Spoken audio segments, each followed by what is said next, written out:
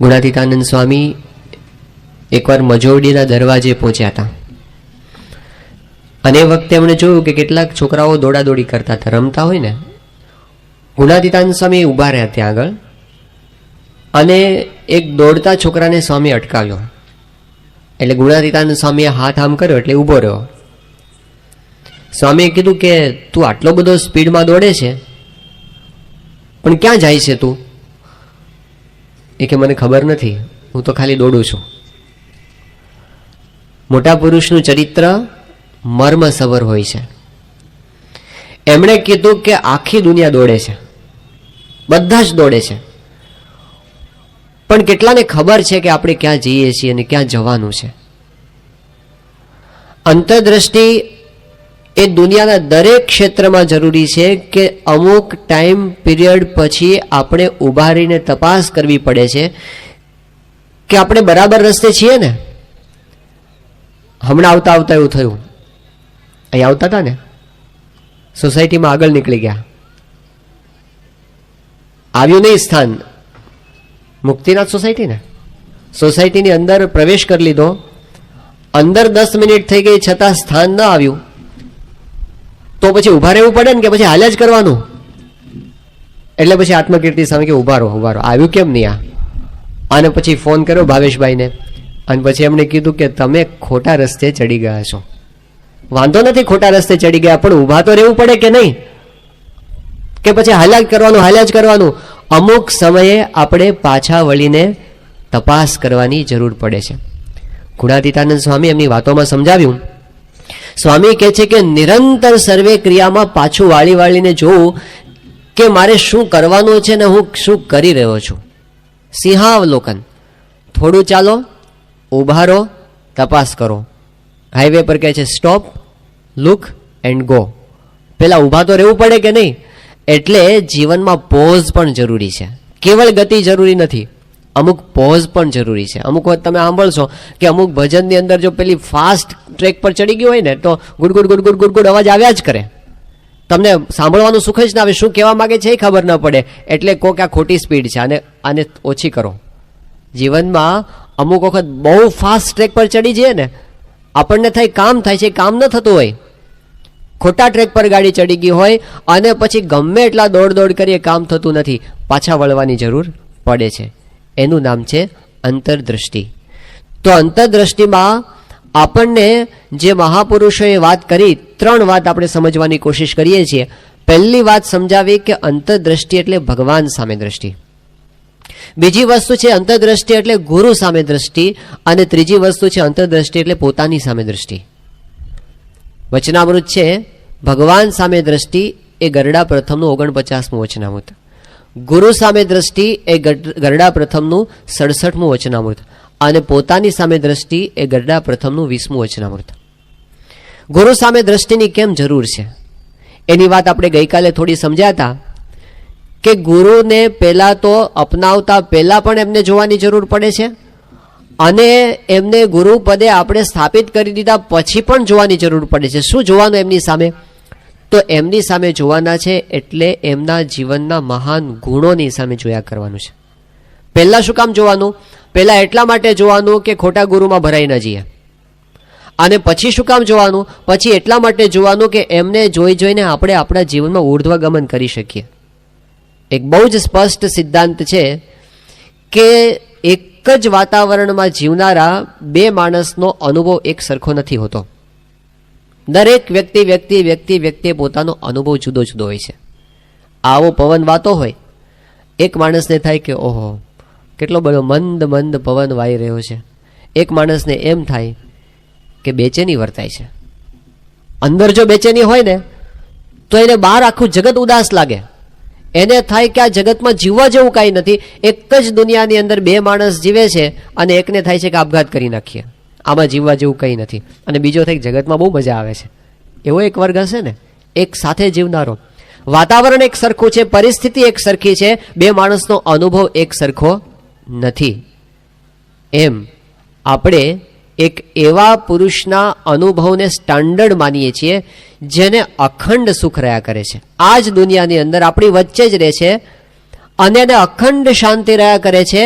એટલે આપણે એની સામે જોવા માંગીએ છીએ કે એની પાસે એવું શું છે કે જેનાથી પોતે અખંડ શાંતિનો સુખનો અનુભવ કરે છે, એમને ક્યારેય ઉદ્વેગ થતો જ નથી.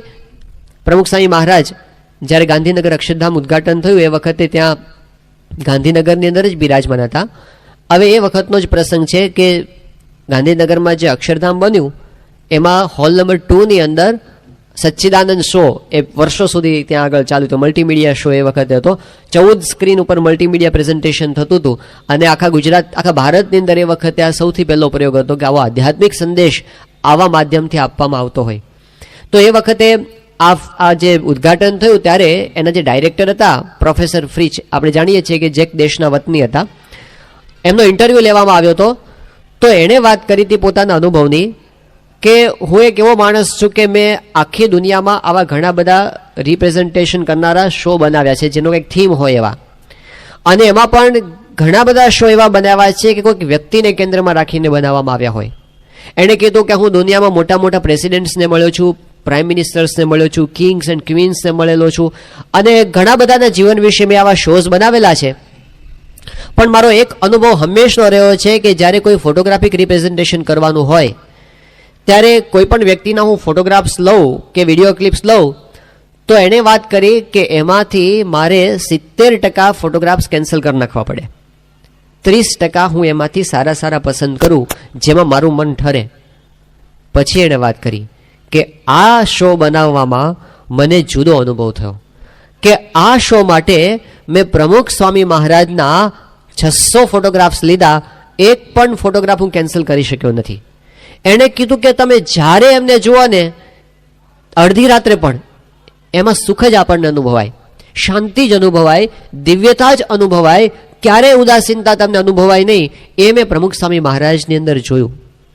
હવે આપણને બધાને પ્રશ્ન થાય કે થાય જ ને, પ્રમુખ સ્વામી મહારાજ તો સાધુ છે, એમને ક્યાં કઈ ચિંતા છે, એમને ક્યાં આપણી જેવો વ્યવહાર છે, એને ક્યાં બધા પ્રોબ્લેમ્સ, બધા સંસારમાં જે પ્રશ્ન છે એવી ક્યાં એમને, એ તો આનંદમાં જ હોય ને, એને જલસા, એમને શું વાંધો છે, એને લાખો માણસો માને ને જય જય કરે ને જલસા કરવાના, ગાડીમાં ફરવાનું ને આશીર્વાદ આપવાના, એમાં એમને પ્રશ્ન શું છે કે ટેન્શન, એમને ક્યાં દીકરા પરણાવવાના છે, એમને ક્યાં લોન ભરવાની છે, એમને ક્યાં દેવાનો પ્રશ્ન છે, એમને ક્યાં છોકરાને કોલેજમાં એડમિશન અપાવવાનું છે, એમને તો હોય જ ને જલસા.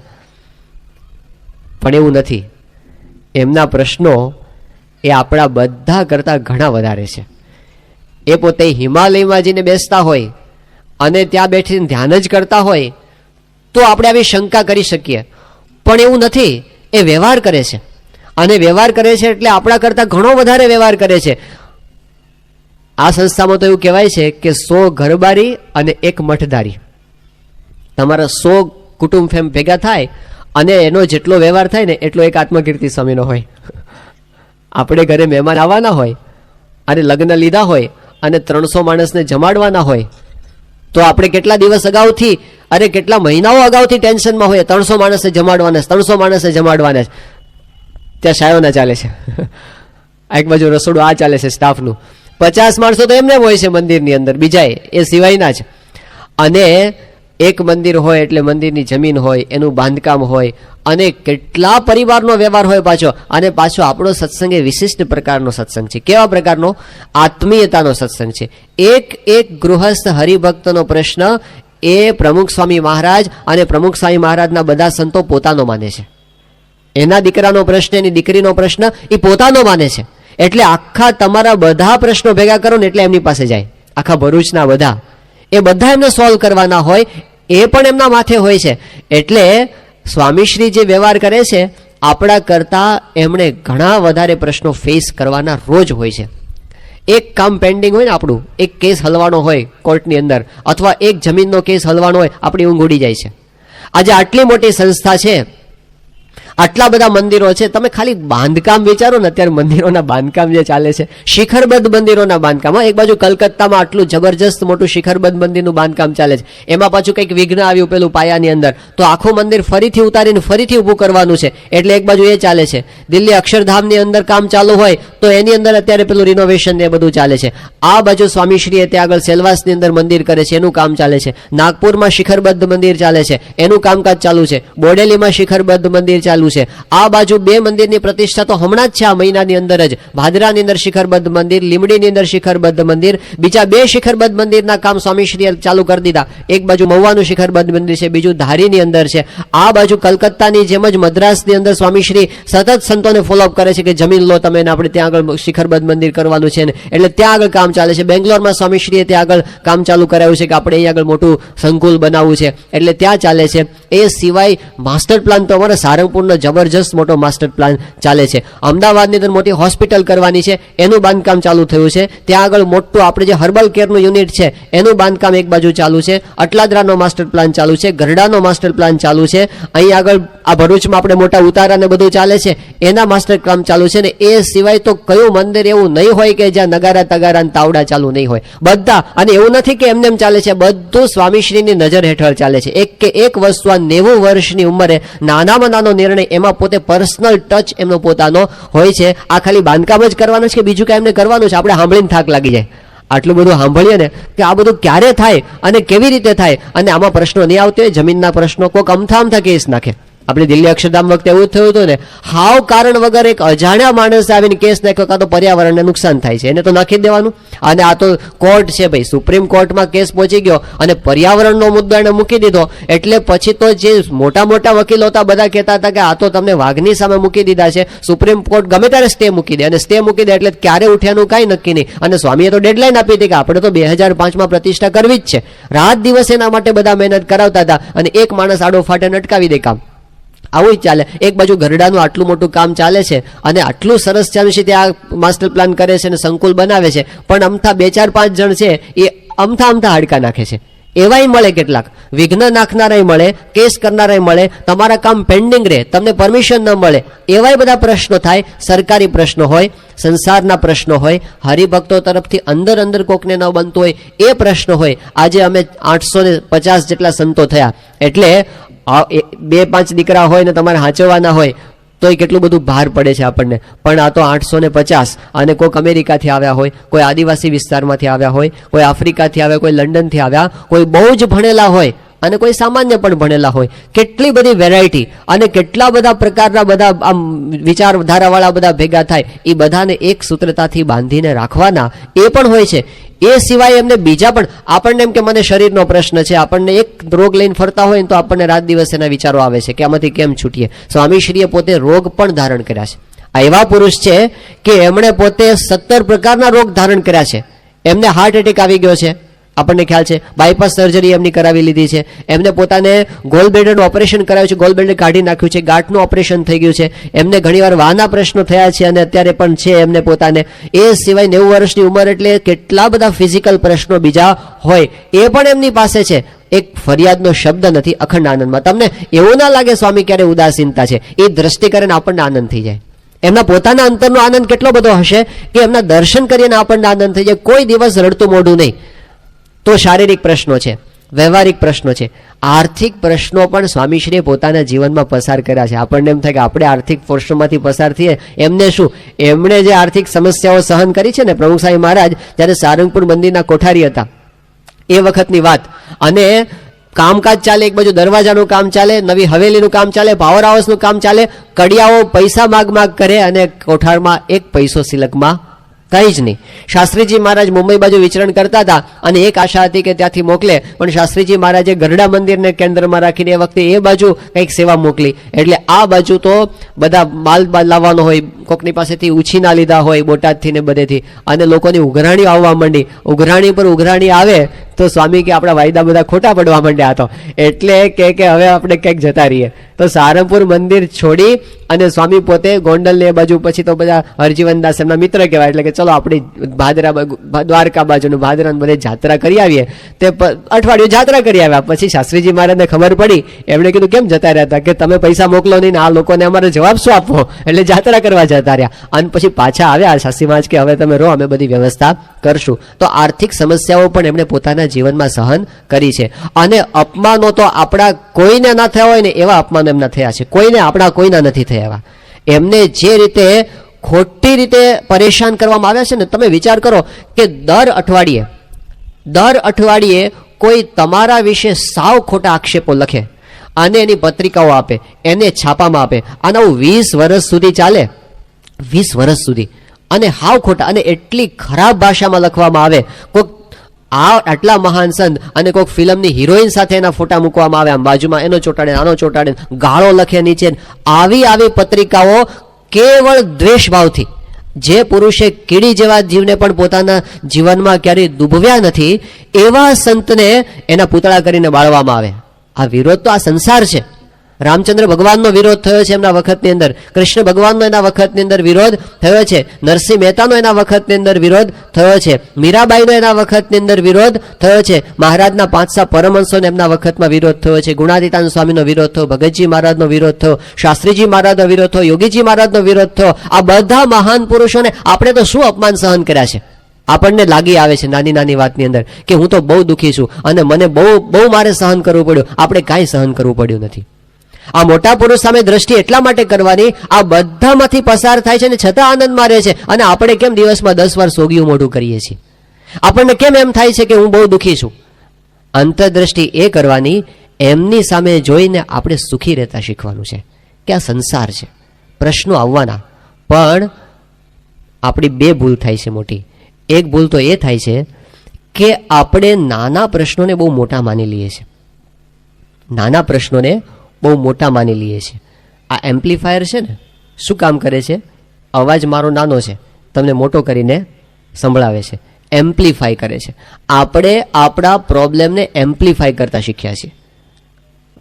એક વખત આપણને માથું દુખવાનું શરૂ થયું, ખબર છે માથું દુખે છે, પણ તમે 10 જણા પાસે એકને એક વાત ગાગા કરો ને, આ તો માથું દુખે છે, માથું દુખે છે, માથું દુખે છે. એ ગાગા ન કરવાનું હોય. આપણે આપણા પ્રશ્નોને બહુ વધારે મહત્વ આપી દઈએ છીએ. નાની વાતને આપણે જાજુ મહત્વ આપતા શીખ્યા કે હવે આપણા બાપ દાદા હતા અને આપણને ખબર છે કે એ લોકો ખેતરની અંદર ઢેફા પર હોઈ જતા હતા, બરાબર છે ને? આપણે અત્યારે સુવિધા થઈ છે. લગભગ કોઈ ભક્તનું ઘર એવું નહીં હોય કે એના ઘરે પંખો નહીં હોય. આજથી 30 વર્ષ પહેલા પંખો લક્ઝરી ગણાતો હતો. પંખો ઘરમાં હોય એ તો બહુ મોટી વાત કહેવાય. એ વખતે આપણે પંખા વગર પણ જીવી શક્યા ને. એની પહેલા આપણા બાપ દાદા જીવી ગયા ને પંખા વગર. હવે અત્યારે એક દિવસ લાઇટ જાય ને ખાલી બપોરે અને આપણે દિવસ કાઢવાનો હોય ને, રહેવાય નહીં આપણાથી. આપણી સહન શક્તિ ઓછી થતી જાય છે. જુઓ, અને આપણા દુઃખ એ વ્યવસ્થા ઓછી છે એના પ્રશ્નો નથી, સહન શક્તિ ઓછી છે એના પ્રશ્નો છે. કે પેલા તો શિક્ષક મારતા, સોટી આવે ચમચમ તો વિદ્યા આવે રમઝમ. હવે હાથ ઉપાડે. આ બધા હ્યુમન રાઇટ્સ શીખી ગયા છે પાછા. એ બધા કે નોકરીમાંથી ઘર ભેગા કરી દઈશ, આ બાળકો બોલતા થઈ ગયા બધા. હવે સહન થાય. પેલા બાપ દીકરાને ગમે તે કહી શકે, ઠપકારી શકે, અને હવે કોઈની તાકાત છે? અમદાવાદની અંદર તો પેલો છોકરો આમ વાળ માથું ઓળતો હતો, ભીના વાળ હતા, અને એના બાપુજી પૂજા કરવા બેઠા હતા, એના ઉપર પાણીના છાંટા ઉડ્યા. એટલે ખાલી બાપે એટલે કીધું, ભાઈ તને ખબર નથી પડતી, આ પૂજા કરવા બેઠો છું, આ ભગવાનની મૂર્તિ છે, એના ઉપર છાંટા ઉડે છે પાણીના, આટલી ખબર પડતી નથી? અને પેલા એ ધડ દઈને બાપને લાફો મારી દીધો. સહન નહીં કરું હું આધુનિક જમાનાનો યુવાન છું. આધુનિક જમાનાની તાસીર આ છે, કાંઈ સહન કરવું નહીં. નાની વાતને પણ મોટી કરી બતાવી. પેલા ફાધર વાલેસે લેખ લખ્યો છે, ફાવતું નથી. છોકરો ભણવા ગયો હોસ્ટેલની અંદર, મહિનામાં પાછો આવ્યો. પૂછ્યું બાપે કે કેમ? એ કે બસ ફાવતું નથી. પણ શું, પણ કંઈ કારણ તો બતાવો. કે બસ નથી ફાવતું. પછી કંઈ પૂછવાનું નહીં. દીકરી સાસરે ગઈ, 2 મહિનામાં પાછી આવી. કેમ? ફાવતું નથી. પણ કારણ તો બોલ, નથી ફાવતું. પછી કાંઈ બોલવાનું નહીં, દયા જ ખાવાની. આપણી પોતાની જાતની દયા ખા કરવાની, સહન કરવાનું નહીં. એ આપણા જમાનાની તાસીર છે. પેલો પરદેશનો પ્રસંગ આપણે ઘણી વાર સાંભળ્યો છે. દીકરી રાત્રે મોડી આવી ઘરે, અને રોજ મોડી આવે. એટલે એની માએ કીધું કે તું જરા ટાઈમે આવ, આ રોજ રાત્રે આવે છે ને મારે ઉઠીને બારણા ખોલવા પડે છે, તું ટાઈમે આવતી જા. તો એની દીકરીએ પોલીસમાં કેસ કર્યો કે મારી મા મને ટોર્ચરિંગ કરે છે. મારી મા મને, આટલું ના કહેવાય, ટોર્ચરિંગ કરે છે. અને પરિણામ એ આવ્યું કે એને માને માથે કેસ થયો, એને દંડ ભરવાનો થયો. તો આપણે પોતાના પ્રશ્નોને એમ્પ્લીફાય કરીએ છીએ ને, એ આપણો મોટો પ્રશ્ન. કે મને આ ભાઈને જેવા ચશ્મા છે ને એવા મારી પાસે ચશ્મા નથી, આમની પાસે જેવા ચશ્મા છે ને એવી ફ્રેમ મારી પાસે નથી. હવે એ તો વિચાર કે કેટલાકની પાસે આંખ જ નથી. મારે આવા ચશ્મા તો છે, આંખ વગરના. હવે આની પાસે જેવા રિબોકના શૂઝ છે ને એવા બૂટ મારી પાસે નવા નથી. હવે કેટલાક લોકોને પગ જ નથી. એનો તો વિચાર કર. આપણે આપણા પ્રશ્નોને બહુ વધારે મહત્વ આપ્યું છે. મોટા પુરુષ સામે જોવાનું એટલા માટે કે આપણે એમનામાંથી એ શીખીએ છીએ એ પોતાના પ્રશ્નોને મહત્વ નથી આપતા. સંઘર્ષની અંદર એ પોતે કેમ આનંદમાં રહી શકે છે? આ અંતરદ્રષ્ટિ આ છે કે એ કેમ મુશ્કેલીવાળી પરિસ્થિતિમાં પોતે આનંદમાં રહી શક્યા, આટલા અપમાનોની વચ્ચે આનંદની અંદર રહી શક્યા, એમના લોકોએ હળધૂત કરીને કાઢી મૂક્યા તોય આનંદમાં રહી શક્યા, અને આપણે કેમ સોગ્યા રહીએ છીએ? અને એમને ફિઝિકલી જેટલા કષ્ટો પડ્યા એટલે આપણે ક્યાં પડ્યા છે? એ તો સ્વામીશ્રી જે રીતે ગામડે ગામડે પોતે માથે પોટલા લઈને ફર્યા છે, નિર્જળા ઉપવાસની અંદર સ્વામી 121 ઘરે 102 ડિગ્રી તાવ સાથે ફર્યા છે, એટલું ફિઝિકલ પેઇન પણ આપણને ક્યાં કોઈ દાડો સહન કરવાનું થયું છે? આપણા કરતા બધી રીતે એમણે વધારે કષ્ટો સહન કર્યા છે. યોગીજી મહારાજની સામે તમે જુઓ, યોગીજી મહારાજને એક એવા સાધુ સાથે રહેવાનું થયું હતું. એ સાધુ પાછા સિનિયર હતા એટલે એની સાથે એને રહેવાનું થયું. એનું નામ હતું વિજ્ઞાનદાસ સ્વામી. હવે વિજ્ઞાનદાસ સ્વામી આમ યોગીજી મહારાજના ગુરુ નહોતા, ગુરુ તો શાસ્ત્રીજી મહારાજ કહેવાય, પણ પેલા જે સાધુ હતા એ સિનિયર હતા એટલે એમની સાથે એમને રહેવાનું થયું હતું. એમનો સ્વભાવ એવો વિચિત્ર હતો, એક દિવસ એની સાથે કોઈ કાઢી શકે નહીં. આજે જે સાસુ વહુના ઝઘડા છે ને કે મને બહુ ટોર્ચરિંગ કરે છે, એ બધું ટોર્ચરિંગ ભેગું કરો ને એના કરતાં 100 ગણું ટોર્ચરિંગ શાસ્ત્રી અને પેલા વિજ્ઞાનદાસ સ્વામી હતા એ યોગીજી મહારાજનું કરતા હતા. કારણ વગર અપમાન અને હાવ ખોટા આક્ષેપો, જે વસ્તુ બની જ ન હોય એવા આક્ષેપો. સાંકરદામાં મંદિર બનતું હતું. એક જ પ્રસંગ તમને કહું છું, ખ્યાલ આવે એના ઉપરથી કે કેવી વિચિત્ર વ્યક્તિ હશે.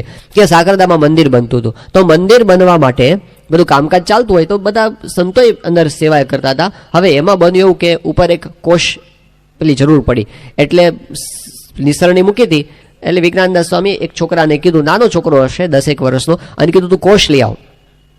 એના કહેવાથી પોતે કોષ લઈને ઉપર ચડતો હતો અને ઉપર ચડતા ચડતા પડ્યો હેઠે અને છોકરાને વાગ્યું. અને પેલા સાધુએ જોયું કે આ છોકરાને વાગ્યું છે અને કારણ વગર યોગીજી મહારાજની પણ તૂટી જ પડ્યા. જોગી, ભાન પડે છે આ છોકરાને આવું કામ હોપાય? અરે હોપનાર તો તમે હતા, પણ બીજા એ છોકરાના બાપને સારું લાગે અને પોતાનું નામ ન આવે એટલે સીધા જ જોગીજી મહારાજની ઉપર તૂટી પડ્યા. આ છોકરાને આવું કામ સોંપાય? અરે વાગે બિચારાને કેવું થાય, આમ થાય તેમ થાય. એનો બાપે કીધું કે સ્વામી રહેવા દો, કંઈ વાંધો નહીં, છોકરાને કંઈ જાજુ વાગ્યું નથી, એનો વાંધો નહીં, થઈ જશે. જોગીજી મહારાજ હાથ જોડીને ઊભા રહ્યા. પોતાની સ્પષ્ટતા પણ એમણે કરી નથી. આજની આપણે હોય શું થાય, હામે તૂટી પડી જોઈએ કે નહીં, મેં કીધું તું એમ કરીને આપણે તૂટી પડીએ કે નહીં? હાવ ખોટું બોલો છો એવું કહીએ કે નહીં? આપણે એક સેકન્ડ આપણે સહન કરીએ? આવું રોજ થતું હતું. અને ફિઝિકલી માર સહન કરવો પડતો તો. યોગીજી મહારાજને સાણસીથી પગમાંથી માંસના લોચા કાઢી નાખ્યા છે આટલી હદ સુધી. અને કેટલા દિવસ સુધી? 2 દિવસ, 5 દિવસ, 17 વર્ષ સુધી યોગીજી મહારાજ એની સાથે રહ્યા. અને એ યોગીજી મહારાજને જ્યારે એમની 70 વર્ષની ઉંમરે પ્રશ્ન પૂછવામાં આવ્યો કે તમારા જીવનમાં મૂંઝવણ આવી છે? યોગીજી મહારાજ કે જિંદગીમાં નહીં, મૂંઝવણ જિંદગીમાં ક્યારે આવી જ નથી. હવે આપણને અત્યારે કેટલી વાર મૂંઝવણ આવે છે, એ પુરુષને જીવનમાં મૂંઝવણ નથી આવી. તો એમની સામેથી જોવાનું એ છે ને શીખવાનું એ છે, પ્રશ્નો એટલે કે પરિસ્થિતિ બહાર આવવાની. પરિસ્થિતિ આપણે બદલી શકવાના નથી. આ તડકો પડે છે આપણે બંધ કરી શકવાના? પરિસ્થિતિ આપણે બદલી શકવાના નથી. આપણે સ્થિતિ બદલવાની છે, આપણી સ્થિતિ. જો આપણી સ્થિતિ બદલાશે, પરિસ્થિતિ આપણને દુઃખી કરવાની નથી. પરીક્ષિત રાજાને જ્યારે શાપ થયો, 1 અઠવાડિયામાં તારું મૃત્યુ થવાનું છે, એને શાપ થઈ ગયો તો નક્કી જ હતો અઠવાડિયામાં મરવાનું છે. પરીક્ષિત સુખદેવજી પાસે આવ્યા અને સુખદેવજીએ કીધું એને કે મારું 7 દિવસમાં મૃત્યુ થવાનું છે. સુખદેવજીએ પરીક્ષિતને શું આપ્યું? 7 દિવસ પછી મૃત્યુ થવાનું હતું તો સુખદેવજીએ એની આવરદા 7 દિવસમાંથી 8 દિવસ કરી નથી કે 7 દિવસની આવરદામાં 1 કલાક વધાર્યો નથી. એને શું કર્યું? એક જ્ઞાન આપ્યું, એક એવી સમજણ આપી કે સાપ આવીને ડસી ગયો ને દેહ પણ પડી ગયો પણ પરીક્ષિત દુઃખી થયા નથી. એને ખબર પડી કે હું તો આત્મા છું, આ સાપ તો દેહને મારી નાખવાનો છે, એનું દુઃખ નીકળી ગયું. પ્રશ્નો બહાર રહેવાના, પરિસ્થિતિ રહેવાની, આપણી સ્થિતિ આપણે બદલવાની છે. અને એ સત્પુરુષ સામે જોવાથી થાય. પ્રમુખ સ્વામી મહારાજ 2002ની સાલમાં નવસારીમાં બિરાજમાન હતા અને તાવ આવ્યો હતો. એ વખતે એક હરિભક્ત છે ચિત્તરંજનભાઈ પટેલ કરીને, લંડનના હરિભક્ત છે, પણ એ વખતે પોતે ઓસ્ટ્રેલિયા હતા. તો એમને આ વાતના સમાચાર મળ્યા એટલે એમને પ્રમુખ સ્વામી મહારાજને ફોન કર્યો અને કીધું કે સ્વામી આપની તબિયત કેવી છે? એટલે સ્વામી કીધું કે તબિયતમાં તો ચાલ્યા કરે, આ તો બધું છે, શરીર છે એટલે થોડું થાય. પણ બાપા પણ આપણે તાવ આવે એવા સમાચાર સંભળાય છે ને. સ્વામી કે જુઓ, શરીર છે ને એટલે બધું થાય. પછી સ્વામી કે તમને જેમ કોઈક દિવસ સંસારમાં છો તો ક્યારેક બૈરા તરફથી દુઃખ આવે, ક્યારેક છોકરા તરફથી દુઃખ આવે, ક્યારેક સસરા તરફથી દુઃખ આવે, ક્યારેક જમાઈ તરફથી દુઃખ આવે ને આવું. સ્વામી કે જેમ સંસારના અંગ છે એમાં શરીરના અંગ છે, ક્યારેક હાથ દુખે, ક્યારેક પગ દુખે, ક્યારેક માથું દુખે, ક્યારેક પેટ દુખે, ચાલ્યા કરે. પણ એ હરિભક્ત કે પણ બાપા આપે શું કામ દુઃખ અંગીકાર કર્યું? તમે તો સમર્થ છો અને તમારે શું કામ દુઃખ સહન કરવું છે? તમારે દુઃખ અમને આપી દેવાનું, તમારે આવું સહન કરવાનું નહીં. તો સ્વામી કે અમે એટલા માટે આ બધું રાખીએ છીએ કે તમે કોઈ ફરિયાદ ન કરો. કે સ્વામીને પણ આવે છે એ કે એટલા માટે અમે કરીએ છીએ. મુંબઈમાં સ્વામીશ્રી બિરાજમાન હતા અને એક ગાંધીધામના આહુજા શેઠ છે, સિંધી ભક્ત છે પોતે અને સુખી સંપન્ન છે, પણ પોતે બહુ પ્રેમી છે. એ સ્વામીશ્રીના દર્શન કરવા માટે આવ્યા હતા. આ પ્રસંગ છે 1995 સાલનો. હવે એમણે સ્વામી પાસે આવીને ફરિયાદ કરી. એ કે સ્વામી મને છે ને ખભો બહુ દુખે છે. એણે પોતાનો ખભો બતાવ્યો કે મને ખભો બહુ દુખે છે. હવે બન્યું તો એવું કે એના આગલા વર્ષે એટલે કે 94ની સાલમાં સ્વામીશ્રી પોતે પરદેશ ગયા અમેરિકા, અને એ વખતે કિશોરોની શિબિર હતી અને એમાં કિશોરોએ બહુ સ્વામીને આગ્રહ કર્યો કે સ્વામી તમે અમારી સાથે બેઝબોલ રમો. એટલે પેલું બેઝબોલનું બેટ હતું અને બહુ આગ્રહ કર્યો એટલે સ્વામી એક ફટકો માર્યો હતો, પણ સ્નાયુ ખેંચાઈ ગયો હતો એને લીધે 1 વર્ષ સુધી સ્વામીને એનો દુખાવો હાથમાં રહ્યો હતો. તો પેલા આહુજા શેઠે સ્વામી પાસે આવીને કરી કે બાપા મને ખભો બહુ દુખે છે. તો સ્વામી કે મને દુખે છે. એટલે પેલા તો એકદમ અવાચક થઈ ગયા, હવે શું કહેવું? તો સ્વામી કે એક કામ કરો, તમે મારા ખભે હાથ ફેરો અને હું તમારા ખભે હાથ ફેરવું. હવે પેલા બિચારા ભોળા હતા, એને સ્વામીના ખભે હાથ પણ ફેર્યો, સ્વામી એના ખભે હાથ ફેર્યો, પણ એનું દુઃખ અડધું તો એમાં જ મટી ગયું કે હવે સ્વામીને એ દુખે છે, શું કરીએ આપણે? આપણે જો સ્વીકાર કરી લઈએ ને, અમુક વખત આપણે સ્વીકાર નથી કરી શકતા એમાં પ્રશ્ન છે. દુખે હવે છે, સ્વીકાર કરી લો એને. કેમ દુખે છે, કેમ દુખે છે? 1000 વખત દુઃખી થઈએ. કોઈ આપણને એક લાફો મારે, આપણને એનું દુઃખ તો થાય, પણ એ લાફો આપણે 10 વખત યાદ કરીએ ને તો 10 ગણા દુઃખી થઈએ. પછી ફરી આપણે યાદ કરીએ એટલે એટલું જ દુઃખ ફરી વાર 10મી વખત યાદ કરીએ એટલે 10 ગણું સહન તો આપણે પોતે કરીએ છીએ, અણસમજણે કરીને, આપણા અજ્ઞાને કરીને. એટલે ગુણાતીતાનંદ સ્વામી એમની વાતમાં લખ્યું છે, સ્વામી કે આ સંસારમાં 2 દુઃખ છે. આ સંસારમાં 2 દુઃખ છે. એક તો ખાવા ન મળે અથવા ખાધેલું ન પચે. ખાવા ન મળે અથવા ખાધેલું ન પચે. હવે આપણને એટલા બધા આપણે કઠણ પરિસ્થિતિમાં હોય કે પેટ પૂરતું ખાવા ન મળે તો દુઃખી કહેવાય આપણે. અને એટલો ભયંકર કોઈ રોગ આપણા શરીરમાં થયો હોય કે આપણે ખાધેલું પચાવી ન શકતા હોય તો એ પણ દુઃખ કહેવાય. પણ પછી સ્વામી બોલ્યા કે આ 2 સિવાય જેટલા દુઃખ છે એ બધા અજ્ઞાનના દુઃખ છે. આ બહુ વિચારવા જેવું વાક્ય છે. આ 2 આપણને મળે છે, આપણે જેટલાય બેઠા છીએ અંતરદ્રષ્ટિ કરવાની છે આપણે, કે આપણને આપણામાંથી એવા કેટલા છે કે જેને 2 દિવસથી ખાવા નથી મળ્યું? ખાવા મળ્યું ને 2 દિવસમાં. અને એવા કેટલા છે કે 2 દિવસથી ખાધેલું પચ્યું નથી? અત્યારે રાત્રે જમીન આવે શું બતાવે છે? ખાધેલું પચી જાય છે. અને છતાં પણ આપણને દુઃખનો અનુભવ છે હૃદયના કોક ખૂણાની અંદર છે. તો ગુણાતીતાન સ્વામી ડાયોગ્નોસિસ કરે છે. સ્વામી કહે છે કે એ અજ્ઞાનનું દુઃખ છે. આપણને જે દુઃખ છે એ અજ્ઞાનનું દુઃખ છે એવું સ્વામી કહે છે. અને પછી કહે છે કે અજ્ઞાનનું જે દુઃખ હોય એને ટાળવા માટે જ્ઞાન સિવાય બીજો કોઈ ઉપાય નથી. સમજણ. ત્યાં આગળ આપણે અંતરદ્રષ્ટિ કરીને એક દ્રષ્ટિ કેળવવી પડશે. દ્રષ્ટિ. માણસ પોતે પોતાની દ્રષ્ટિથી સુખી થાય છે અને પોતાની દ્રષ્ટિથી દુઃખી થાય છે. ગુરુ સામે જોઈને આપણે એ દ્રષ્ટિ શીખવાની છે કે એ પરિસ્થિતિને કઈ રીતે લે છે. 1974ની સાલમાં પ્રમુખ સ્વામી મહારાજનું ભયંકર અપમાન થયું. આમ એવું કહેવાય કે કદાચ અજોડ કહેવાય ઇતિહાસમાં, એવું એમનું અપમાન હતું એ વખતે એમના માટે. કારણ શું હતું? સ્વામીશ્રી પોતે પોતાના ગુરુપદ આવ્યા પછી પહેલી વખત વિદેશ યાત્રાએ જતા હતા. આ પરિસ્થિતિ તમે જોજો કે યોગીજી મહારાજ ધામમાં ગયા પછી પ્રમુખ સ્વામી મહારાજ ગાદી ઉપર આવ્યા છે અને એમની પહેલી વિદેશ યાત્રા છે, ત્યાં જવાનું છે આફ્રિકા. અને એ માટે આખા સત્સંગ સમુદાયની અંદર બધાને ઉત્સાહ છે. અને જેમ સત્સંગ સમુદાયમાં ઉમંગ છે અને આ વાતની બધે જ પ્રચાર થયો છે, બધા વિદાય આપે છે જ્યાં જ્યાં જાય ત્યાં આગળ ભવ્ય સન્માન કરીને, એવી રીતે કેટલાક લોકો એવા પણ છે જે અંદરથી રાગદ્વેષ હોય ને એ લોકો એ ટાંપીને બેઠા છે કે આ પરદેશ જાય છે. એવો એક વર્ગ હોય છે, એવો એક જે આસુરી ભાવનાવાળો કોઈ વર્ગ હોય એ પણ છે. સ્વામીશ્રી મુંબઈથી વિદાય થયા, પ્લેનની અંદર બેઠા અને આફ્રિકા પહોંચ્યા. અને ત્યાં આગળ એક સૂચના ત્યાંની ગવર્મેન્ટ તરફથી આવી, કોઈક પ્રકારની ગેરસમજથી જે થઈ હોય તે, પણ ત્યાંથી એવો સૂચના આવી કે પ્રમુખ સ્વામી અને એની સાથે જેટલા સંતો છે એ કોઈને આફ્રિકા ના, પહેલી સૂચના આવી પ્રમુખ સ્વામીને આફ્રિકા ઉતરવા દેવામાં નહીં આવે. આવી પહેલા સૂચના આવી. સ્થિરતા જો આ પુરુષની, આમ જે આંચકો લાગે એવા સમાચાર છે ને, પ્લેન ઊભું છે, બધા યાત્રિકો ઉતરી ગયા છે, સામે જ 100 ફૂટ દૂર બધા હરિભક્તો સ્વાગત માટે ઊભા છે, અને સૂચના એવી આવે છે પ્રમુખ સ્વામીને આફ્રિકાની ધરતી પર ઉતરવાનું નથી, આ કેન્યાની ધરતી ઉપર. સ્વામીશ્રી 1 મિનિટમાં નિર્ણય લઈ લે છે. બધા સંતોને સ્વામી કહે છે કે જુઓ, હરિભક્તો બધા આવી ગયા છે, તમે બધા સંતો નીચે ઉતરી જાઓ, હું ઇન્ડિયા પાછો જાઉં છું, તમે જાઓ, તમે સત્સંગ કરાવો. અને બીજી મિનિટે પાછો નિર્ણય આવ્યો, પાછું ફરી કાગળ આવું કે પ્રમુખ સ્વામી અને એની પાર્ટી કોઈને ઉતરવા નથી. સ્વામી કે ચાલો આપણે ઇન્ડિયા પાછા.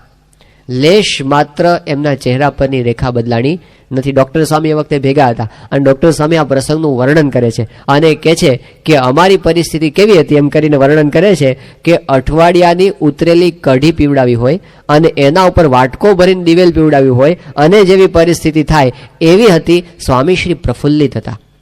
એ વખતે કોઠારી સ્વામીએ સ્વામીશ્રીને ડાયરી આપી અને સ્વામીએ ડાયરીમાં આશીર્વાદમાં લખ્યું, પોતાને આત્મારૂપ માને તો કોઈ દુઃખ જ નથી. શું અપમાન ને શું માન. સ્વામીશ્રી ઇન્ડિયા આવ્યા, આ બાજુ કોઈ હરિભક્તોને ખબર નથી, મોડી રાત્રે પ્લેન આવ્યું, સ્વામી પોતે દાદર મંદિરે પહોંચ્યા અને રાત્રે પહોંચીને બધા જ, એક તો થાકનું દુઃખ અને બીજું અપમાનનું દુઃખ, આ બે ભેગા થયા, બધા ઢળી પડ્યા. એક પ્રમુખ સાંઈ મહારાજ જાગતા હતા. શેના માટે? કે આપણે જે ભગવાન ઠાકોરજી હરિકૃષ્ણ મહારાજને ભેગા લઈ ગયા, આપણે એમને આખો દિવસ થાળ ધરાવી શક્યા નથી. સ્વામીએ તાત્કાલિક ઘનશ્યામ પ્રસાદ સ્વામીને કીધું, શીરો પૂરીને રસોઈ તાત્પાકો થાળ બનાવડાવ્યો. રાતના 1:30 વાગે સ્વામીશ્રીએ થાળ ધરાવ્યો, પોતે દંડવત કર્યા, ભગવાનની માફી માગી અને પછી સ્વામી આરામની અંદર ગયા. આપણા જીવનના પ્રશ્નો વિચારો કે જ્યારે આપણે કોઈ સારું કામ કરતા હોય અને એમાં પણ આપણને નિષ્ફળતા મળે અને પછી ભગવાનની ભક્તિ આપણને રહે છે. આ સ્વામી ફરિયાદ ન કરી શક્યા હોય ઠાકોરજી પાસે કે અમે તમારું કામ કરવા માટે જઈએ છીએ અને છતાં તમારું અપમાન, ભૂખ્યા રહો, જાઓ હોઈ જાઓ, એવું ન કહીએ આપણે ભગવાનને. એને એવું નથી વિચાર કર્યું, બધું ભગવાન જે કરે છે સારા માટે. બીજે દિવસે સવારે જ્યારે હરિભક્તો મંદિરે દર્શન કરવા આવે અને એ વખતે એમને સ્વામીશ્રીને પૂજા કરતા જોયા અને બધા કે આ તો બીજા સ્વરૂપે બાપા આવ્યા લાગે છે. બીજા સ્વરૂપે નથી, એનું એ જ સ્વરૂપ છે. અને પછી તો પૂજા પૂરી થઈ અને સ્વામીશ્રીએ આશીર્વાદ આપવાની શરૂઆત કરી. સ્વામી એ વખતે પૂજા પછી તરત કથા કરતા અને પ્રથમનું 74મું વચનામૃત વાંચ્યું અને સ્વામીએ જે આનંદની છોડો ઉછાળી, એ પુરુષના હૃદયમાં લેશ માત્ર ગ્લાની નથી. સ્વામી કે જો આપણે તો ભગવાનની ઈચ્છાથી ગયા, ભગવાનની ઈચ્છાથી પાછા આવ્યા. અને કે રયા ગઢવી હતા એક, અને રયા ગઢવી એને રોજ મહેમાનો, એને નક્કી થયું કે આપણે છે ને એક કામ કરીએ કે 15 દાડા બહાર જઈ આવીએ. એક દિવસ આને ઘેર મહેમાન થવાનું, એક દી આને ઘેર મહેમાન. શું કામ? કે 15 દી બહાર રહીને આવીએ તો આપણા ઘરે છે ને એટલું ખાવાનું બચે. એટલે પોતે નીકળી ગયા મહેમાન ગતિ કરવા. પહેલે દિવસે એકને ઘરે ગયા, બીજા દિવસે બીજાને ઘરે, ત્રીજે દિવસે ત્રીજાને ઘરે, અને એમ કરતા કરતા 15 દાડા બહાર રહી આવ્યા. 16મે દિવસે ઘરે પાછા આવ્યા અને ઘરે જ્યાં તાળું ખોલ્યું ત્યાં તો 15 મહેમાનો એક હારે આવ્યા. એટલે પેલા મહેમાનો કે રયા ગઢવી ક્યાં ગયા હતા તમે, કઈ દેખાતા નહોતા, બહાર ગયા હતા. એ કે રયા ગઢવી ઠેરના ઠેર છે, ક્યાંય ગયા નથી. કે 15 દાડા સુધી આ બધું કર્યું તું, બચાવ્યા હતા, હવે 15 દિનનું ભેગું વપરાઈ જશે મારે. આ દ્રષ્ટાંત સ્વામીએ રમૂજી દાખ્યું. પછી સ્વામી કે ક્યાં ગયા હતા? કે આપણે તો ઠેરના ઠેર. પણ પછી કે ભગવાનની ઈચ્છાથી આપણે જે થાય છે એ સારા માટે થાય છે, દુઃખી નથી થતા. જો સ્વીકાર વિતાવે જે શિરે તારે, જગતનો નાથ તે સહેજે, ઘણું પ્યારું જે પ્યારાએ, અતિ પ્યારું ગણી લેજે. કે સારું જ કરે છે. તો આપણા જીવનમાં પરિસ્થિતિઓ વિપરીત આવવાની અને આવવાની જ. દુનિયામાં એક પણ માણસ, એક પણ વ્યક્તિ, જ્યારથી પૃથ્વી થઈને ત્યારથી અત્યાર સુધીમાં એક પણ વ્યક્તિ એવા નથી કે આખી જિંદગી બધું એનું ધાર્યું જ થયું હોય. એવું થયું જ નથી. એનું નહીં ધાર્યું હોય, એવું નહીં ગમતું હોય, એવું થવાનું અને થવાનું જ આ સંસાર છે. આ સંસારમાં શ્રીજી મહારાજ કીધું ભગવાનને વગર વાક્ય દુઃખ આવ્યા છે. કૃષ્ણ ભગવાનનો જેલમાં જન્મ થયો, એને પણ આખી જિંદગી કૂટાવાનું થયું છે. આ સંસાર એવો છે. રામચંદ્ર ભગવાનના જીવનમાં દુઃખ આવ્યા છે, આપણને એના કેટલા ટકા આવ્યા, કેટલા ટકા આપણે દુઃખી થયા. કો રામકૃષ્ણ ચંદ્ર ભગવાનને જે રીતે વનમાં ફટકવાનું થયું, જે રીતે સીતાનો વિયોગ થયો અને જે રીતે 2 વખત વિયોગ થયો. પહેલો વિયોગ તો હજી સહ્ય હતો, બીજો વિયોગ તો અતિશય હશે. સીતાજીને જે કષ્ટો આવ્યા ને કેટલા ટકા આપણા જીવનની અંદર આવ્યા છે.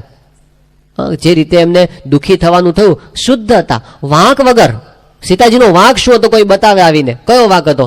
કોઈ જ નહીં. એ તો પોતે અત્યંત શુદ્ધ રહ્યા હતા, છતાં રામચંદ્રજીએ ત્યાગ કરી દીધો. પણ એ સીતાની સમજણ જુઓ, મહારાજે વચનામૃતમાં વખાણી છે કે રામચંદ્રજીનો અભાવ આવ્યો નથી. અને ભૂયો યથા મેં જનનાંતરેપી, ત્વમેવ ભર્તા ન ચ વિપ્રયોગ. એક જ પ્રાર્થના કે ફરી વખત મારો જન્મ થાય, જન્મો જન્મ રામ મારા પતિ થજો. આજે તો રામને જેલમાં બેહાડી દે કે નહીં? એટલા બધા કાયદાઓ એવા છે આજે તો, બધા બધું વિમેન ફેવર કરે એવા કે જેલમાં જ બેહાડી દે. આ ખોટે ખોટા બેહાડી જશે ને, તો આવા હાંચો હોય અને આવી રીતે કર્યું હોય તો શું દશા કરે એની. પણ સહન શક્તિની હદ આવી ગઈ છે. તો આપણે બે વાત કરતા હતા. આપણી ભૂલો ક્યાં થાય છે? એક તો આપણા પ્રશ્નોને આપણે એમ્પ્લિફાય કરીએ છીએ. એ આ પુરુષની સામે, ગુરુ સામે જોવાનું શું છે કે એ પ્રશ્નોને આપણે નિગ્લેક્ટ કરતા શીખીએ. પ્રશ્ન છે આવે, હસતા હસતા વધાવી લો એને. એક આ. અને બીજી વસ્તુ શું થાય છે કે આપણે આપણા જીવનની પોઝિટિવ બાજુને જોતા નથી. સવારે ઉઠતા આવે તો આપણને વિચાર એ આવે છે કે આપણે પ્રશ્નો કેટલા છે, મારે કેટલા પ્રોબ્લેમ છે એના વિચાર આવે છે, મને કેટલું ભગવાને આપ્યું છે એનો વિચાર આપણને ઉઠતા આવે આવતો નથી. નેગેટિવ વસ્તુ આપણે વધારે જોઈએ છીએ, પોઝિટિવ વસ્તુ જોતા નથી. હામે કેટલી વસ્તુ આપણને ભગવાન આપી દીધી. આ શરીર આપ્યું, આ કૂતરાને ફરતા જુઓ, વિચાર આવે છે કે મને એમાંથી કાઢીને ભગવાને આ આપ્યું, તો નથી એના કરતાં વધારે સુખી આપણે? દુનિયાની અંદર તમે હોસ્પિટલમાં આંટો મારો, કેવા ભયંકર ભયંકર પીડાની અંદર લોકો રીબાતા હોય છે. તો આપણે એવા નથી પડ્યા. આ પેરેલિસિસ ભગવાને નથી કરી દીધું, આપણા હાથ પગ હાલે છે, એ નથી એમની કૃપા. આપણને કેટલું બધું મળ્યું છે એનો વિચાર આપણે નથી કરી શકતા. અને મોટામાં મોટી વસ્તુ એ છે કે આપણને આ સત્સંગ મળ્યો, આપણને આ ભગવાનનો આશરો થયો, આજને આપણને આવા પ્રગટ ગુરુ મળી ગયા, એ તો કેટલી મોટી પ્રાપ્તિ છે. હજારો જન્મોની સાધના કર્યા પછી પણ, જો મીરાબાઈએ પોતે વાત કરી કે જ્યારે ભગવાનની કૃપા થાય ને, ભગવાનની કૃપા, તો જ આપણને સાચા સદગુરુ મળે. એ કહે છે કે ભગવાનની કૃપા થાય એ વિના સાચા સદગુરુ આપણને પ્રાપ્ત થતા નથી. હરિ કરુણા સે ખુલે જો નૈના તો મેં ગુરુ પહેચાના, मैं अनाथ गुरु नाथ हमारो, गुरु मेरो संग सहाय, हरि मिलायो गुरु मुझे, गुरु ने हरि की शरण लगाई. એમણે મને કેટલી બધી મોટી વસ્તુ આપી દીધી કે ભગવાને મને ગુરુ આપ્યા અને ગુરુએ મને હાથ પકડીને ભગવાન પાસે લઈ જવાનો માર્ગ આપણને બતાવ્યો. આપણા પરમહંસોના જીવન સામે આપણે જોઈએ છીએ, બ્રહ્માનંદ સ્વામી હવે આંખે અંધાપો આવી ગયો હતો. કારણ કે મહારાજે એવા નિયમ આપ્યા હતા કે તમારે ગળ્યું ચીકણું કંઈ ખાવું નહીં, ને ષટ્રસનો ત્યાગ કરાવી દીધો હતો, કોઈ સત્વ વગરનું ખાવાનું, અને ભિક્ષા માગવાની, ને ગોળા આવે પેલું ભીખ, જે કંઈ ભીખ આવે એને પાણીમાં ધોઈ નાખવાની, ધોયા પછી જે કૂચો વધે એ કૂતરાની સામે મૂકવાનું, કૂતરો ન ખાય ત્યારે તમારે ખાવાનું. આટલી હદ સુધી એમની કસોટી કરી તો પરમહંસો રતાંદળા થઈ ગયા.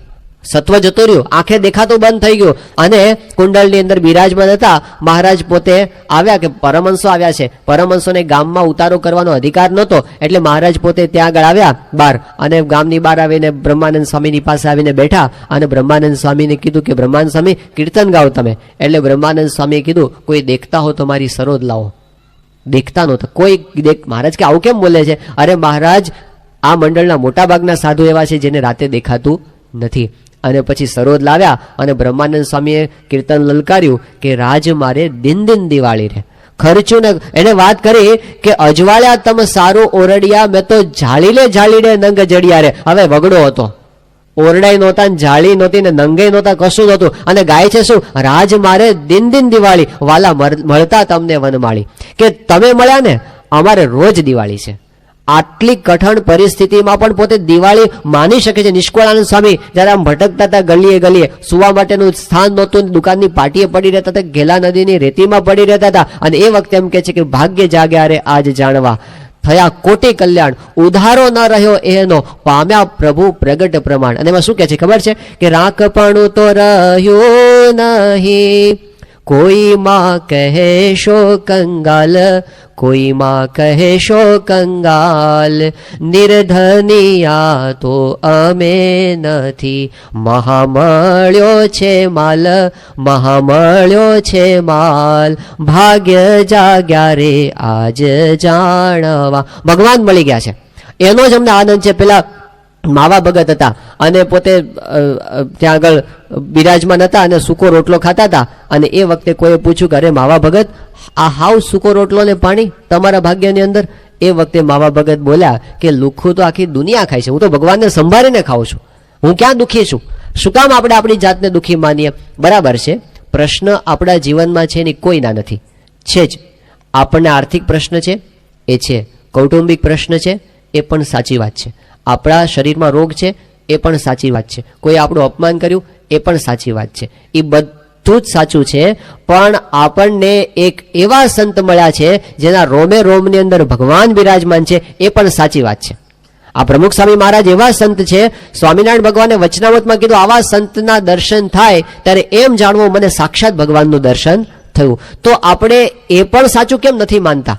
એ પણ સાચું છે. અને જો આ બે વસ્તુ સાચી હોય, યોગી બાપાએ પોતે આશીર્વાદ આપેલા છે, પ્રમુખ સ્વામીના શબ્દો જેના કાને પડ્યા એનું આત્યંતિક કલ્યાણ થઈ ચૂક્યું છે. આ વાત જો સાચી હોય, આપણી પાસે ધારો કે 50,000 કરોડ રૂપિયાની મિલકત હોય, નાની વાત શું કામ કરીએ? આપણને નાની વાત કરવાની ગુણાતીતાનંદ સ્વામી ના પાડી છે. 50,000 કરોડ રૂપિયા, થોડુંક માનજો કે આમ જ છે, થોડીક વાર વિઝ્યુલાઇઝ કરો, આટલા છે, ગપ્પા નથી, છે એવું માનો તમે. આપણી પાસે 50,000 કરોડ રૂપિયા હોય અને આપણે ઘરેથી ઓફિસે જવા માટે નીકળ્યા અને રસ્તાની અંદર આપણા ખિસ્સામાંથી આઠાના પડી ગયા, 50 પૈસાનો સિક્કો એક ચાલે છે ને ચલણ, અત્યારે પૂરું થઈ ગયું, નથી હાલતા આઠાને ક્યાંય નહીં, એક રૂપિયો રાખીએ તો ખિસ્સામાંથી 1 રૂપિયો પડી ગયો, જતા હોય અને ખિસ્સામાંથી 1 રૂપિયો પડી ગયો અને આપણે ઓફિસમાં ગયા અને ખબર પડી રૂપિયો પડી ગયો છે અને આપણને આઘાત લાગ્યો કે અરે રે મારો રૂપિયો પડી ગયો.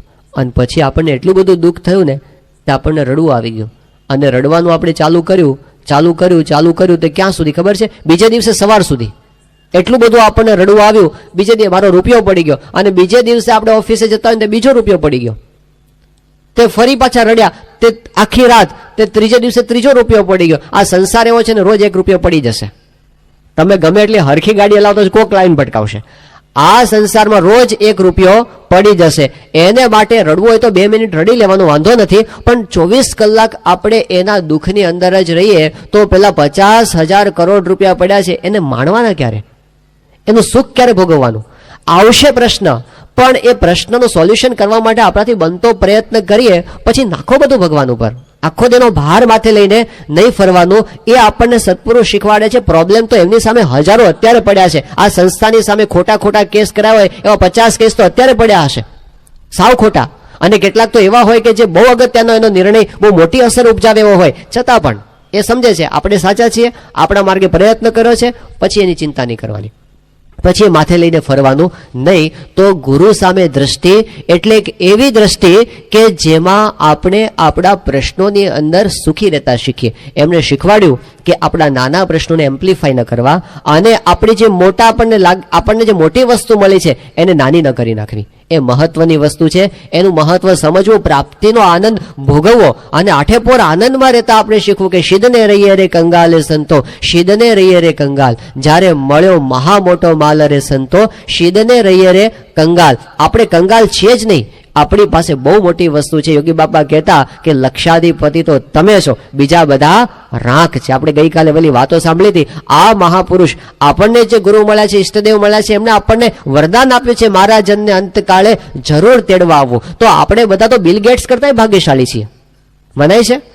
બિલ ગેટ્સ કરતા પણ આપણે ભાગ્યશાળી છીએ. અરે આપણે પેલા ક્લિન્ટન સાહેબ હતા ને અત્યારે ઓબામા સાહેબ છે, એના કરતા ભાગ્યશાળી છીએ. કેમ આપણે ભાગ્યશાળી છીએ? કારણ કે એ લોકો પાસે જે ઇન્સ્યોરન્સ નથી ને એ ઇન્સ્યોરન્સ આપણી પાસે છે. આજથી બિલ ગેટ્સ પાસે ખબર નથી મને કેટલા કરોડ રૂપિયા કે કેટલાક ડોલર હશે, પણ તમે સમજો કે આજથી 60 કે 70 વર્ષ પછી બિલ ગેટ્સનું પોતાની પાસે શું હશે? એ ક્યાં ભટકતો હશે? એને કૂતરાનો કોઈ જન્મ આવતો શેરીમાં ભટકતો હોય તો કોઈ કૂતરો રોટલોય નહીં નાખતો, એવી દશા કદાચ આવીને ઉભી રહે. તો જે જાહો જલાલી આપણને દેખાય છે કેટલા વર્ષની છે? 25 વર્ષ, 30 વર્ષ, 40 વર્ષ, 50, 100 વર્ષ, એનાથી વધારે તો નહીં ને. અને યાદ રાખવાનું કે ઇન્ફિનિટી, જે ટાઈમની ઇન્ફિનિટી છે, અનંત સમય છે ને, એમાં 100 વર્ષ કાંઈ ગણતરીમાં નથી. અનંત સમયની અંદર 100 વર્ષ તો કાંઈ નથી, આંખનો પલકારો પણ નથી. બ્રહ્માના આંખના પલકારામાં 666 જતા રહે છે.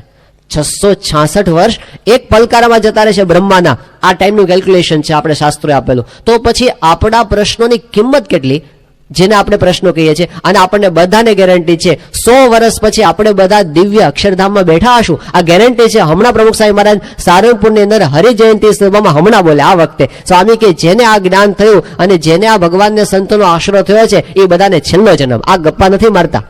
આ પુરુષ લેવા જાય છે અંતકાળે, પોતાના વચન નિભાવે છે. એક નાના છોકરાને આપેલું વચન ભૂલતા નથી ને. સ્વામી ત્યાં હતા 94-95 સાલમાં બોચાસણની અંદર એક નાનો છોકરો આવ્યો અભય જયસ્વાલ કરીને, અને આવીને સ્વામીની પાસે વાત કરી કે સ્વામી હું કરમસદથી આવું છું, મારા મોસાળ ત્યાં છે. સ્વામી આશ્ચર્ય દર્શન કે તારું મૂળ ગામ કયું? એ કે હું કારવણનો છું, કાયાવરણનો, અને મારી ખાસ પ્રાર્થના છે કે તમે મારે ઘેર આવો ને બાપા. તો સ્વામીએ છોકરાને કીધું, હાવ નાનો છોકરો હતો. સ્વામી કે જા અમે તારે ત્યાં આવશું, જરૂર આવશું. આ એક નાનો છોકરો અને સ્વામી, હવે પછી એની સાથે મુલાકાત એ નહીં થઈ, પણ સ્વામી એક નાનું વચન ભૂલતા નથી. આ બાળકને આપેલું ને 97ની સાલમાં 3 વર્ષ પસાર થઈ ગયા પછી સ્વામીશ્રી અટલાદરાથી ક્યાં આગળ જવાના હતા. સ્વામીએ બે દિવસ વચ્ચે એવા રાખ્યા કે જે કાર્યક્રમ કોઈ નિશ્ચિત જ નહોતો. અહીંથી નીકળી જવાના હતા એ બધાને ખબર હતી, બીજી જગ્યાએ પહોંચવાના હતા તે 2 દિવસ પછી પહોંચવાના હતા. વચ્ચેના 2 દિવસ એમને પર્સનલ પોતાના રાખ્યા હતા, અને છેલ્લે દિવસે સ્વામી કીધું આપણે કારવણ જવું છે.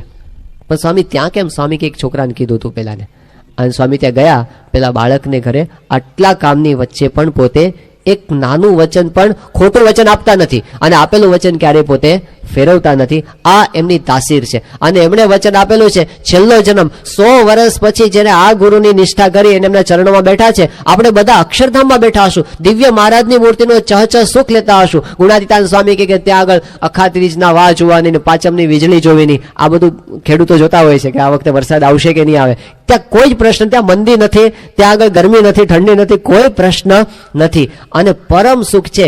એ 100 વર્ષ કાઢી નાખો ને ભાઈ, બહુ જાજા નથી. પ્રશ્ન છે કાઢી નાખો, એની સામે જોવાનું નહીં. આ સામે મોટી વસ્તુ મળવાની છે ને. ગુણાતીતાન સ્વામી વાતોમાં લખ્યું, સ્વામી કે પેલી ભરવાડની છોકરી હોય, છાણા વીણતી હોય, પણ ગાયકવાડના દીકરા સાથે એનું એન્ગેજમેન્ટ થઈ ગયું હોય તો એ છાણા થાપતા થાપતા પણ મહેલના સપના જોવે કે આ તો છાણા તો છે, હવે 2-4 મહિના પછી આપણે તો મહેલમાં રહેવાનું છે. એને સુખ દેખાતા હોય સામે, તો આપણે છાણા થાપી સમજવાનું, પણ આપણા લગ્ન તો થઈ ગયા છે અક્ષરધામ સાથે, એટલે આપણે તો એના અધિકારી થઈ ગયા છીએ. કાંઈ બાકી નથી. આપણે એવો કેફ, એ આનંદમાં રહેતા શીખવાનું. તો સંસારના નાના પ્રશ્નોને એમ્પ્લિફાય નહીં કરવાના, અને આ મોટી પ્રાપ્તિને નાની નહીં કરવાની. એને આપણે પેલા ઊંધા લેન્સથી જોઈએ, નાનું દેખાય એવા, એવું નહીં. એ મોટા પુરુષની દ્રષ્ટિથી એને જોતા શીખવું. તો ગુરુની સામે દ્રષ્ટિ આવી અંતરદ્રષ્ટિ છે, એ પ્રશ્નોને કેવી રીતે ફેસ કરે છે, એમાંથી કેવી રીતે પસાર થાય છે. બીજી વસ્તુ કે એનો માણસો સાથેનો વ્યવહાર કેવો છે, આ બાબતમાં આપણે ઘણીવાર ફેલ જઈએ છીએ. વ્યક્તિગત રીતે આપણે બુદ્ધિશાળી હોઈએ, બધું હોય, પણ જ્યારે કોકની સાથે વ્યવહાર કરવાનો આવે કુટુંબની અંદર, ત્યારે આપણે 5 માણસના મન સાચવી શકતા નથી. અને આ સ્વામી સામે આપણે જોઈએ છીએ, ગુરુ સામે આટલા બધાના મન સાચવે છે. હમણાં વાત થઈ હતી 800 સંતો અને 850 સંતો, એ બધાને સ્વામી પોતે રાજી રાખી શકે છે, અને બધાનું મન સાચવી શકે છે. બધા જુદા જુદા પ્રકારની વિચારધારાવાળા હોય એને પણ પોતે એક સૂત્રતાથી બાંધીને રાખી શકે છે, અને હાથમાં કંઈ ચાબુક લઈને ફરતા નથી, છતાં પણ બધાને નિયમમાં વર્તાવી શકે છે. 2 સાધુ ઓસ્ટ્રેલિયાના છેડે ફરે છે, 2 સાધુ આમ સાઉથ આફ્રિકામાં ફરતા હોય છે, 2 સાધુ કેનેડાની અંદર એના ક્યાંય દૂરના સેન્ટરમાં વિચરણ કરતા હોય, અમેરિકાના ખૂણે ખૂણે 2 સાધુ ફરતા હોય, અને કોઈ મિડલ ઇસ્ટમાં ગયું હોય, કોઈ યુરોપની અંદર હોય, અને આ બાજુ કલકત્તાની અંદર 2 સાધુ બેડા હોય, પેલી બાજુ કલકત્તામાં હોય ને મદ્રાસની અંદર હોય. એવી રીતે દૂર દૂરના સેન્ટરમાં 2 સાધુ ફરતા હોય, અને છતાં પણ એ આટલી પણ આજ્ઞામાં ફેરફાર ન પડવા દે. એ કયા બળથી બધાને સાચવે છે પોતે, એ બધાને નિયમમાં કઈ રીતે વર્તાવી શકે છે પોતાની આજ્ઞા પ્રમાણે. આ લાખો ભક્તોનો સમુદાય છે, પણ એક જ વસ્તુ છે, એ માણસાઈ રાખી શકે છે. બીજાની સાથે કઈ રીતે વર્તવું, તો એ પોતે એ સમજી શકે છે. સામેવાળાને સમજવાની કોશિશ કરવી, મોટું મન રાખવું, સહન કરવું, અને જ્યારે આપણી નાની પણ ભૂલ થાય ત્યારે આપણે હિંમત રાખીને માફી માગવી. એ બહુ અઘરું પડે છે આપણને. આપણે વટમાં રહીએ, અને વટ છે ને આપણને દુઃખી કરે છે. વટમાં ને વટમાં દુઃખી થઈએ, કોઈની સાથે કોઈનું હૃદય આપણે ચીખી શકતા નથી. શહેનશાહે આલમ એસા હો જો સબકે દિલ પર રાજ કરે.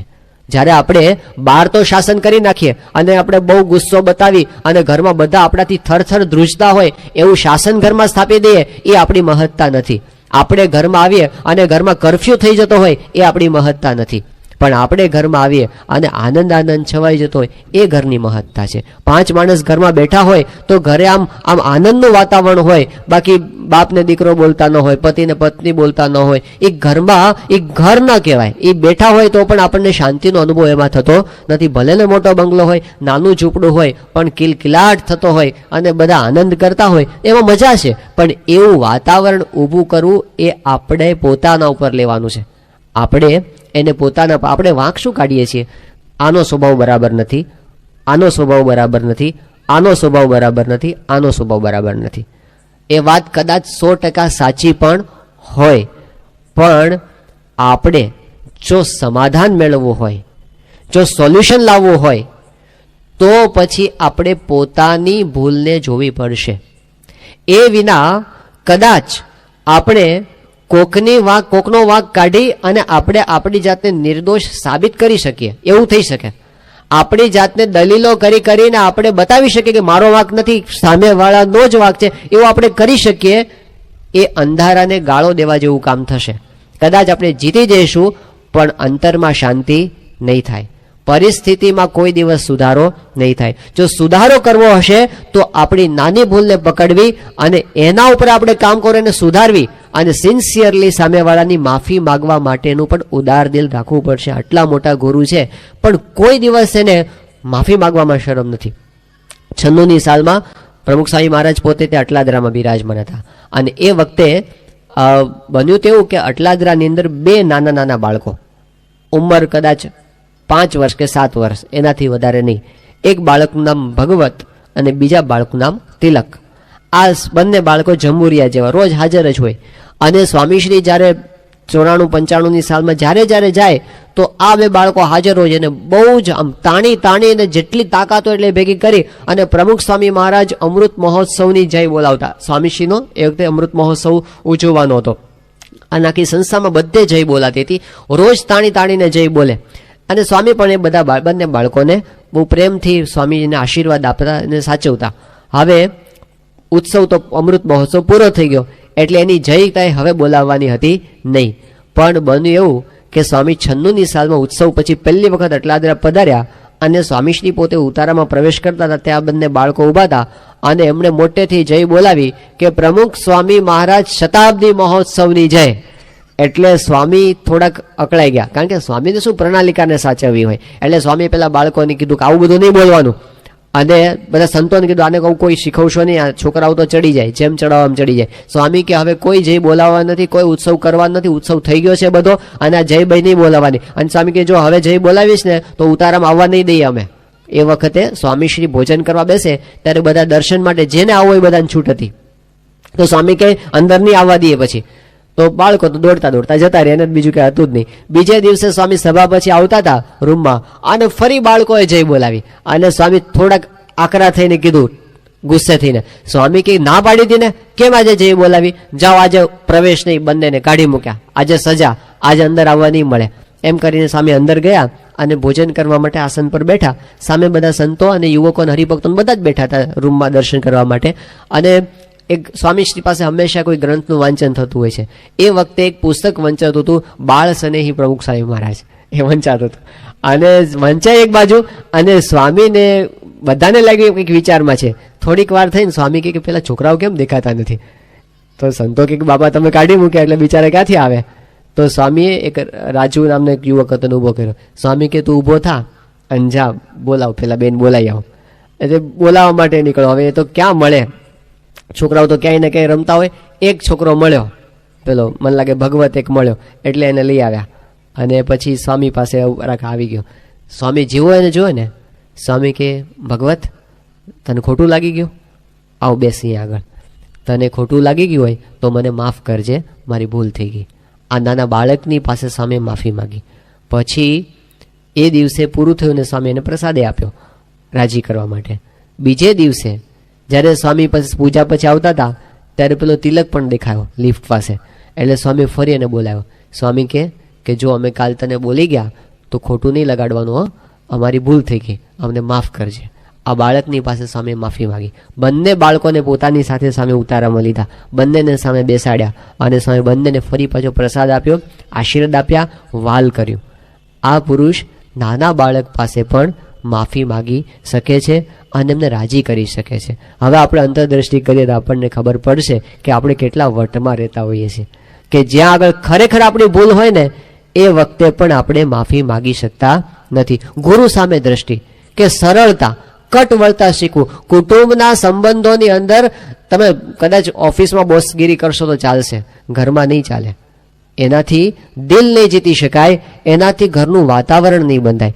ત્યાં આગળ તો એકબીજા સાથેનું સમજદારી, મોટું મન રાખવું, સહન કરી લેવું. ક્યારેક એક જણ પોતે ગુસ્સે થયો તો બીજાએ શાંત થઈ ગયું, પણ બે લોઢા ગરમ થાય પતી ગયું.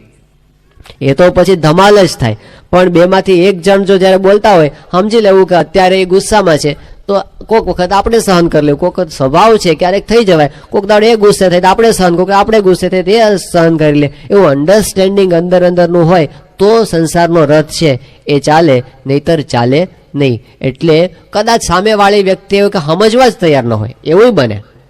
એ કોઈ દાડો આપણે કે હું જ કાયમ સહન કરી લઉં અને પેલાને સમજવા ન સમજ. એ સ્વામીશ્રી એમ કહે છે કે જીવનભર આપણે સહન કરવાની તૈયારી રાખવાની. આ આપણી ઉદારતા છે, આ આપણી મોટપ છે. સહન કરે એની જ મોટપ છે. અને યોગી બાપાના આશીર્વાદ તો એવા છે કે સહન કરે ને તો અંતરમાં શાંતિના ફુવારા છૂટે. પ્રેક્ટિસ કરવાની છે આપણે હવે તો બહુ ઊંચા લેવલની વાત એમણે કરી કે સહન કરે ને આપણે કે આમાં શું શાંતિના ફુવારા. પણ આપણે સહન કરીએ, લાચારીથી સહન કરીએ ને એટલે ફુવારા નથી છૂટતા. ખુમારીથી સહન કરવાનું છે, લાચારીથી નહીં. અરે શું કરીએ રડતા એમ નહીં, હવે શું કરીએ એમ નહીં. પણ આપણે સહન કરવા માટે જન્મ્યા છે ને સહન કરો, ખમતીદર થવું છે. આપણે બીજાને સાચવવા છે, આપણને શું સાચવવા પડે? આપણે 10ને સાચવીએ અને આપણે ખોટું શેનું લાગી જાય આપણને. એવી રીતે જો આપણે મોટા પુરુષની રીતની સામું જોતા શીખીએ તો એની રીત આપણી, અને એમાંથી આપણને સોલ્યુશન જડશે. એમને પ્રાર્થના કરીશું અને આપણને સોલ્યુશન જડશે. ગુરુને વિચારશું એના જીવનને તો આપણને રસ્તો જડશે. એટલે અંતરદ્રષ્ટિની બીજી રીત આપણે કીધી, ગુરુ સામે જોવું એ અંતરદ્રષ્ટિ. અને ત્રીજી રીત જે વચનામૃતે આપણને બતાવી, ગરડા પ્રથમનું 20મું વચનામૃત. એમાં શ્રીજી મહારાજે કીધું કે આપણે સવારથી ઉઠીએ ત્યારથી સાંજ સુધી શું જોઈએ છે. તો મહારાજ એવું કહે છે કે માણસ પોતે રૂપને જુએ છે અને કુરૂપને જુએ છે. આવું થાય છે ને, રૂપને જુએ ને બીજાનું ને પોતાનું બધું પોતાના સામે અરીસા સામે જોયા જ કરે કે હું કેવો રૂપવાન છું, કે આ બરાબર નથી, આટલું બરાબર ન હોત તો સારું હતું. તો રૂપને જુએ છે અને કુરૂપને જુએ છે. બાળ, યુવાન અને વૃદ્ધપણાને જુએ છે. આવા હજારો આકારોને પોતે દિવસ દરમિયાન જુએ છે, પણ જોનારો પોતે પોતાને જોતો નથી. એ અજ્ઞાનીમાં 4 ડિગ્રી આપીશ. અજ્ઞાનીમાં અતિશય અજ્ઞાની છે, ઘેલામાં અતિશય ઘેલો છે, મૂર્ખમાં અતિશય મૂર્ખ છે અને નીચમાં અતિશય નીચ છે. હવે આપણને આવી ગાળ કોઈ આપી જાય આપણે સહન કરી લઈએ, પણ આપણને હાગમટે ગાળ આપી એટલે હાલે, બધાને આપે ને વાંધો નહીં. હાગમટે આપી દે અને નામ દઈને નથી આપી, પણ આપણને તપાસ કરવાનું કીધું કે હું દિવસ દરમિયાન હું બહાર કેટલું જોઉં છું અને પોતાની જાતની સામું કેટલી વાર જોઉં છું. પોતે પોતાને જોતો નથી. એ મહારાજે કીધું અજ્ઞાનીમાં અજ્ઞાની, ઘેલામાં ઘેલો, મૂર્ખમાં મૂર્ખ, નીચમાં જો આપણે હોઈએ તો આ ડિગ્રી આપણને લાગુ પડે છે. ગોપાળાનંદ સ્વામીએ આ વચનામૃતનું નિરૂપણ વચનામૃતનું જ્યારે અમદાવાદની અંદર કર્યું ત્યારે સર્વનિવાસાનંદ સ્વામી નામના એક સંત હતા. કથાપુરીથી સીધા ગોપાળાનંદ સ્વામી પાસે આવ્યા. એ કે સ્વામી આ 4 પદવી મને લાગુ પડે છે, હવે તમે મને આમાંથી બહાર કાઢો. ગોપાલ સ્વામી કે હાલો મારે હારે સમાગમ કરો અને તમને 4 પદવીઓમાંથી બહાર કાઢી લો. તો આપણને આ વાત જ્યારે સાંભળીએ ત્યારે આપણને એમ લાગે બધું બધા એમાં છે ને આપણે શું વાંધો છે. એમ નહીં, મને લાગુ પડે છે તો મારે એમાંથી બહાર નીકળવું છે.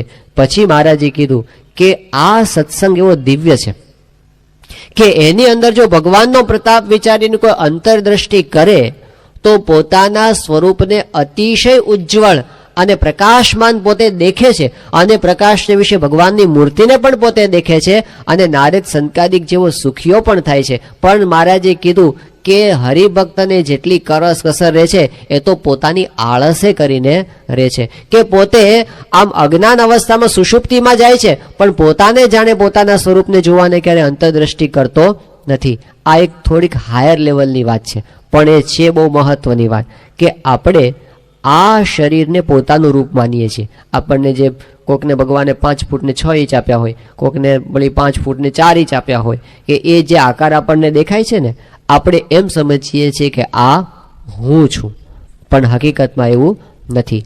આ શરીર એ મકાન છે અને આપણે એમાં રહેવાવાળા છીએ. આપણે મકાનમાં રહેતા હોય તો એમ નથી કહેતા કે આ મકાન એ હું છું. મકાન જુદું છે, એમાં રહેવાવાળા જુદા છે. તો આ શરીર એ મકાન છે અને આપણે એમાં રહેવાવાળા છીએ. આ શરીર એક કપડાં છે અને આપણે પહેરવાવાળા છીએ. આપણે એમ નથી કહેતા કે જબ્બો હું છું, એવા તો કેટલાય બદલી નાખ્યા આપણે. શરીર એક કપડું છે અને આપણે એ કપડાને પહેરવાવાળા છીએ. શરીર કરતાં આપણે જુદા છીએ. આ શરીર એક ગાડી છે અને આપણે એને ચલાવનારા છીએ. આપણે ગાડીમાં બેઠા હોઈએ તો એવું નથી કહેતા કે હું ગાડી છું. એ ગાડી જુદી છે, આપણે ચલાવનાર. આ શરીર એક ગાડી છે અને આપણે એને ચલાવનારા છીએ. આપણે શરીરને પોતાનું રૂપ માનીએ છીએ, શરીરના જન્મને પોતાનો જન્મ માનીએ છીએ, શરીરના મૃત્યુને પોતાનું મૃત્યુ માનીએ છીએ. શરીરની સગવડને આપણે પોતાની સગવડ માનીએ છીએ અને શરીરની અગવડને આપણે પોતાની અગવડ માનીએ છીએ. શરીરની કોઈ વિશેષતા હોય તો આપણે એને પોતાની વિશેષતા માનીએ છીએ કે હું આવા કુળનો ને હું આવો ને હું આમ ને. અને શરીરની કોઈ ખામી હોય તો આપણે એને પોતાની ખામી માનીએ છીએ. આ શરીરની અંદર કોઈ અપમાન કરી જાય તો આપણે પોતાનું અપમાન માનીએ છીએ અને શરીરનું કોઈ સન્માન કરીએ તો આપણે પોતાનું સન્માન માનીએ છીએ. હકીકતમાં આ શરીર અને આપણી એન્ટિટી સાવ જુદી છે, એનું અસ્તિત્વ જ જુદું છે. આપણે બધા બેઠા છીએ, વિજ્ઞાન ભણીને આવ્યા છે, આપણને ખબર છે શરીર શું હતું. જેને ધારો કે આમાંથી આપણે એવરેજ ઉંમર લઈએ, કોઈની 35 વર્ષની ઉંમર હોય તો 34 વર્ષ પહેલાં એમની સાઇઝ બહુ નાની હશે, આટલી એવી સાઇઝ હશે. એનો ફોટોગ્રાફ પાડે તો ઓળખાય પણ નહીં. પણ જે મગનભાઈ હોય એ 34 વર્ષ પહેલાં પણ એ જ હતા ને. એ મગનભાઈ પોતે 1 વર્ષના હતા. પણ હજી તમે રિવર્સમાં જાઓ, 1 વર્ષ જતા રહો, 2 વર્ષ જતા રહો, શું થાય? વિજ્ઞાન આપણને એમ કહે છે કે આપણે જે શરીર લઈને બેઠા છીએ, એક માતાનો કોષ, એક પિતાનો કોષ, એ બંને ભેગા થયા, એમાંથી આ શરીર બન્યું છે. સિદ્ધાંત છે ને આ તો. તેમાંથી કયો કોષ આપણું સ્વરૂપ છે? એકેય નહીં. એ તો એક મટીરિયલ છે, એ તો એક દ્રવ્ય ભેગું થયું છે, એમાં પ્રવેશ કરનાર આપણે છીએ. અને આજથી 100 વર્ષ પછી જતા રહો, આ શરીરની રાખ થઈ જશે, કરોડો રાખના કણ થઈ જશે, એમાંથી કયો કણ આપણું સ્વરૂપ છે? એકેય નહીં. આ શરીર પડ્યું રહેશે. જ્યારે આપણું મૃત્યુ થશે ત્યારે શરીર આવું ને આવું જ દેખાતું હશે. અંદરથી આપણે નીકળી જઈશું. જે આપણે નીકળી જવાવાળા છીએ ને એ આપણે છીએ. અને આ શરીર તો ખાલી સાધન છે, એ આપણે નથી. આવો વિચાર રોજ કરવાની જરૂર છે. કેમ રોજ કરવાની જરૂર છે? કારણ કે આપણે જે દુઃખી થઈએ છીએ ને અને બીજાને દુઃખી કરીએ છીએ ને, એનું કેન્દ્ર સ્થાન હોય ને તો આપણો દેહ ભાવ છે. જે કાંઈ પ્રશ્નો છે એનું મૂળ અહીંયા આવીને ઊભો રહેશે કે અહં અને મમત્વ. આ દુનિયામાં જેટલા કાંઈ ઝઘડાઓ છે ને એનું મૂળ છે અહમ અને મમત્વ. એની બહાર એકેય નથી. એક જ કારણ છે, જે કરોડો કરોડો કરોડો રૂપિયાનો ખર્ચો થાય છે યુદ્ધોની અંદર અને શસ્ત્રોની અંદર, એનું કારણ આ જ છે, અહમ અને મમત્વ.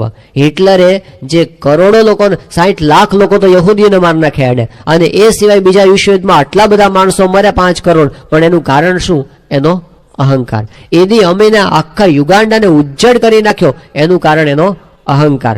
પેલો જિન્ના, મોહમ્મદ અલી જિન્ના, હાથલા હાલતા પેન પડી ગઈ, ઉઠાવી નહીં, પગથી મારીને તોડી નાખી કે જીના can break but he can not bend. તૂટી જઈશ પણ વળીશ નહીં. આવો જે છે ને અહંકાર, એ અહંકારે ભારત પાકિસ્તાનના ભાગલા કર્યા, એણે હિન્દુ મુસલમાનના ઝઘડા ઊભા કરાવ્યા અને એને લીધે લાખો માણસો કપાઈ ગયા, કેટલાય બેઘર થયા, કેટલાય પેઢીઓ સુધી દુઃખી રહ્યા. પણ કારણ આ જ છે, અહંકારને મમત્વને લીધે સંસારમાં દુઃખ છે, દેશમાં દુઃખ છે, રાજ્યમાં દુઃખ છે, સરકારમાં દુઃખ છે.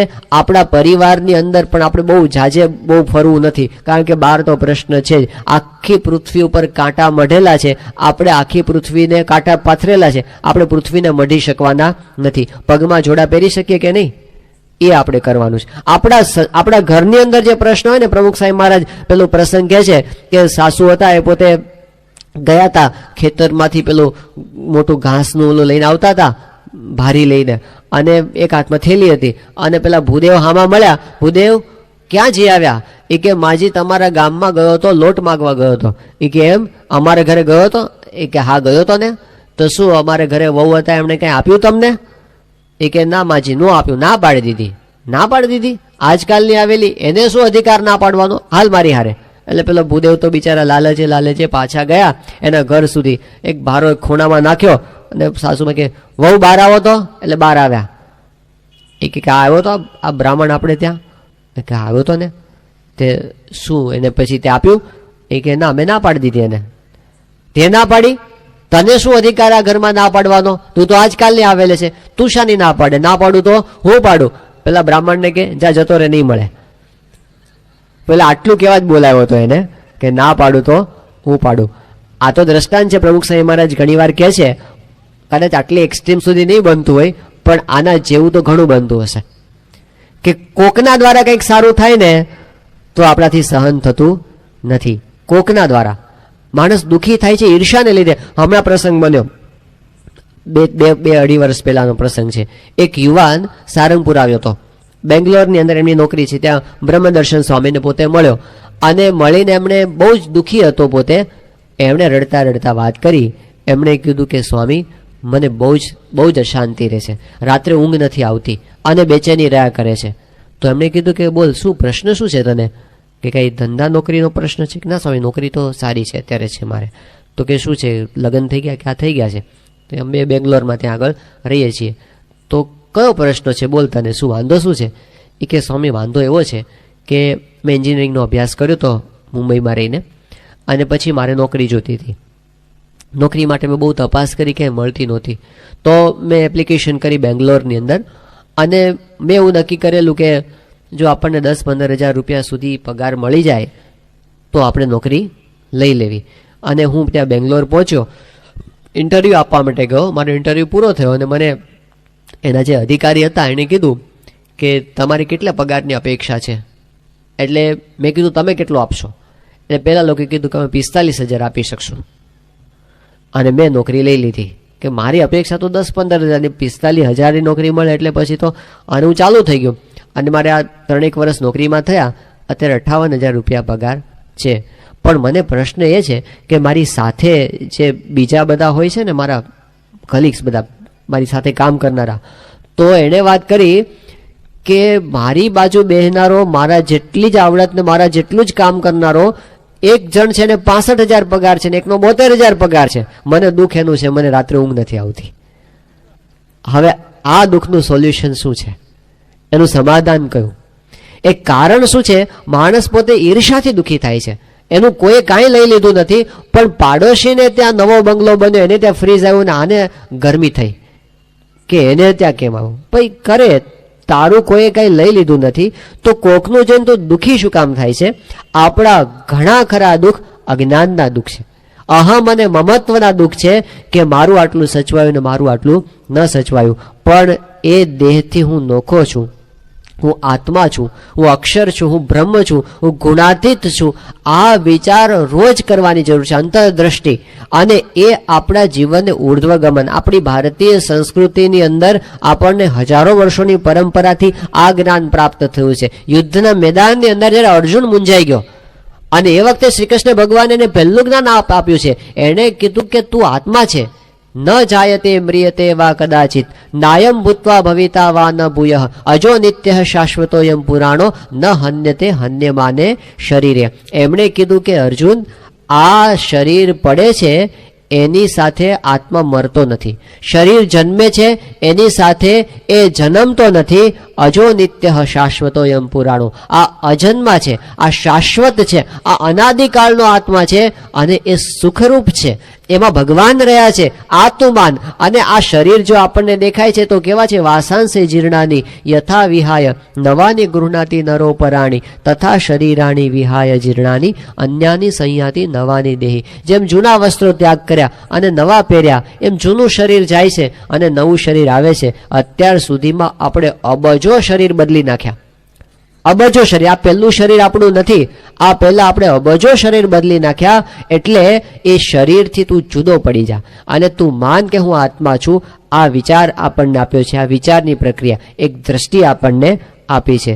આપણને અવળી દ્રષ્ટિ જે થઈ ગઈ છે ને એને સવળી કરવાની છે. પેલું એક દ્રષ્ટાંત આવે છે, હેનરી નામનો એક માણસ હતો, એક છોકરો. હવે એને છે ને એવું કંઈક મનમાં ભૂસું ભરાઈ ગયું કે હું ઘઉંનો દાણો છું. એને એવું થઈ ગયું હું ઘઉંનો દાણો, આખો દિવસ એને હું ઘઉંનો દાણો, ઘઉંનો દાણો.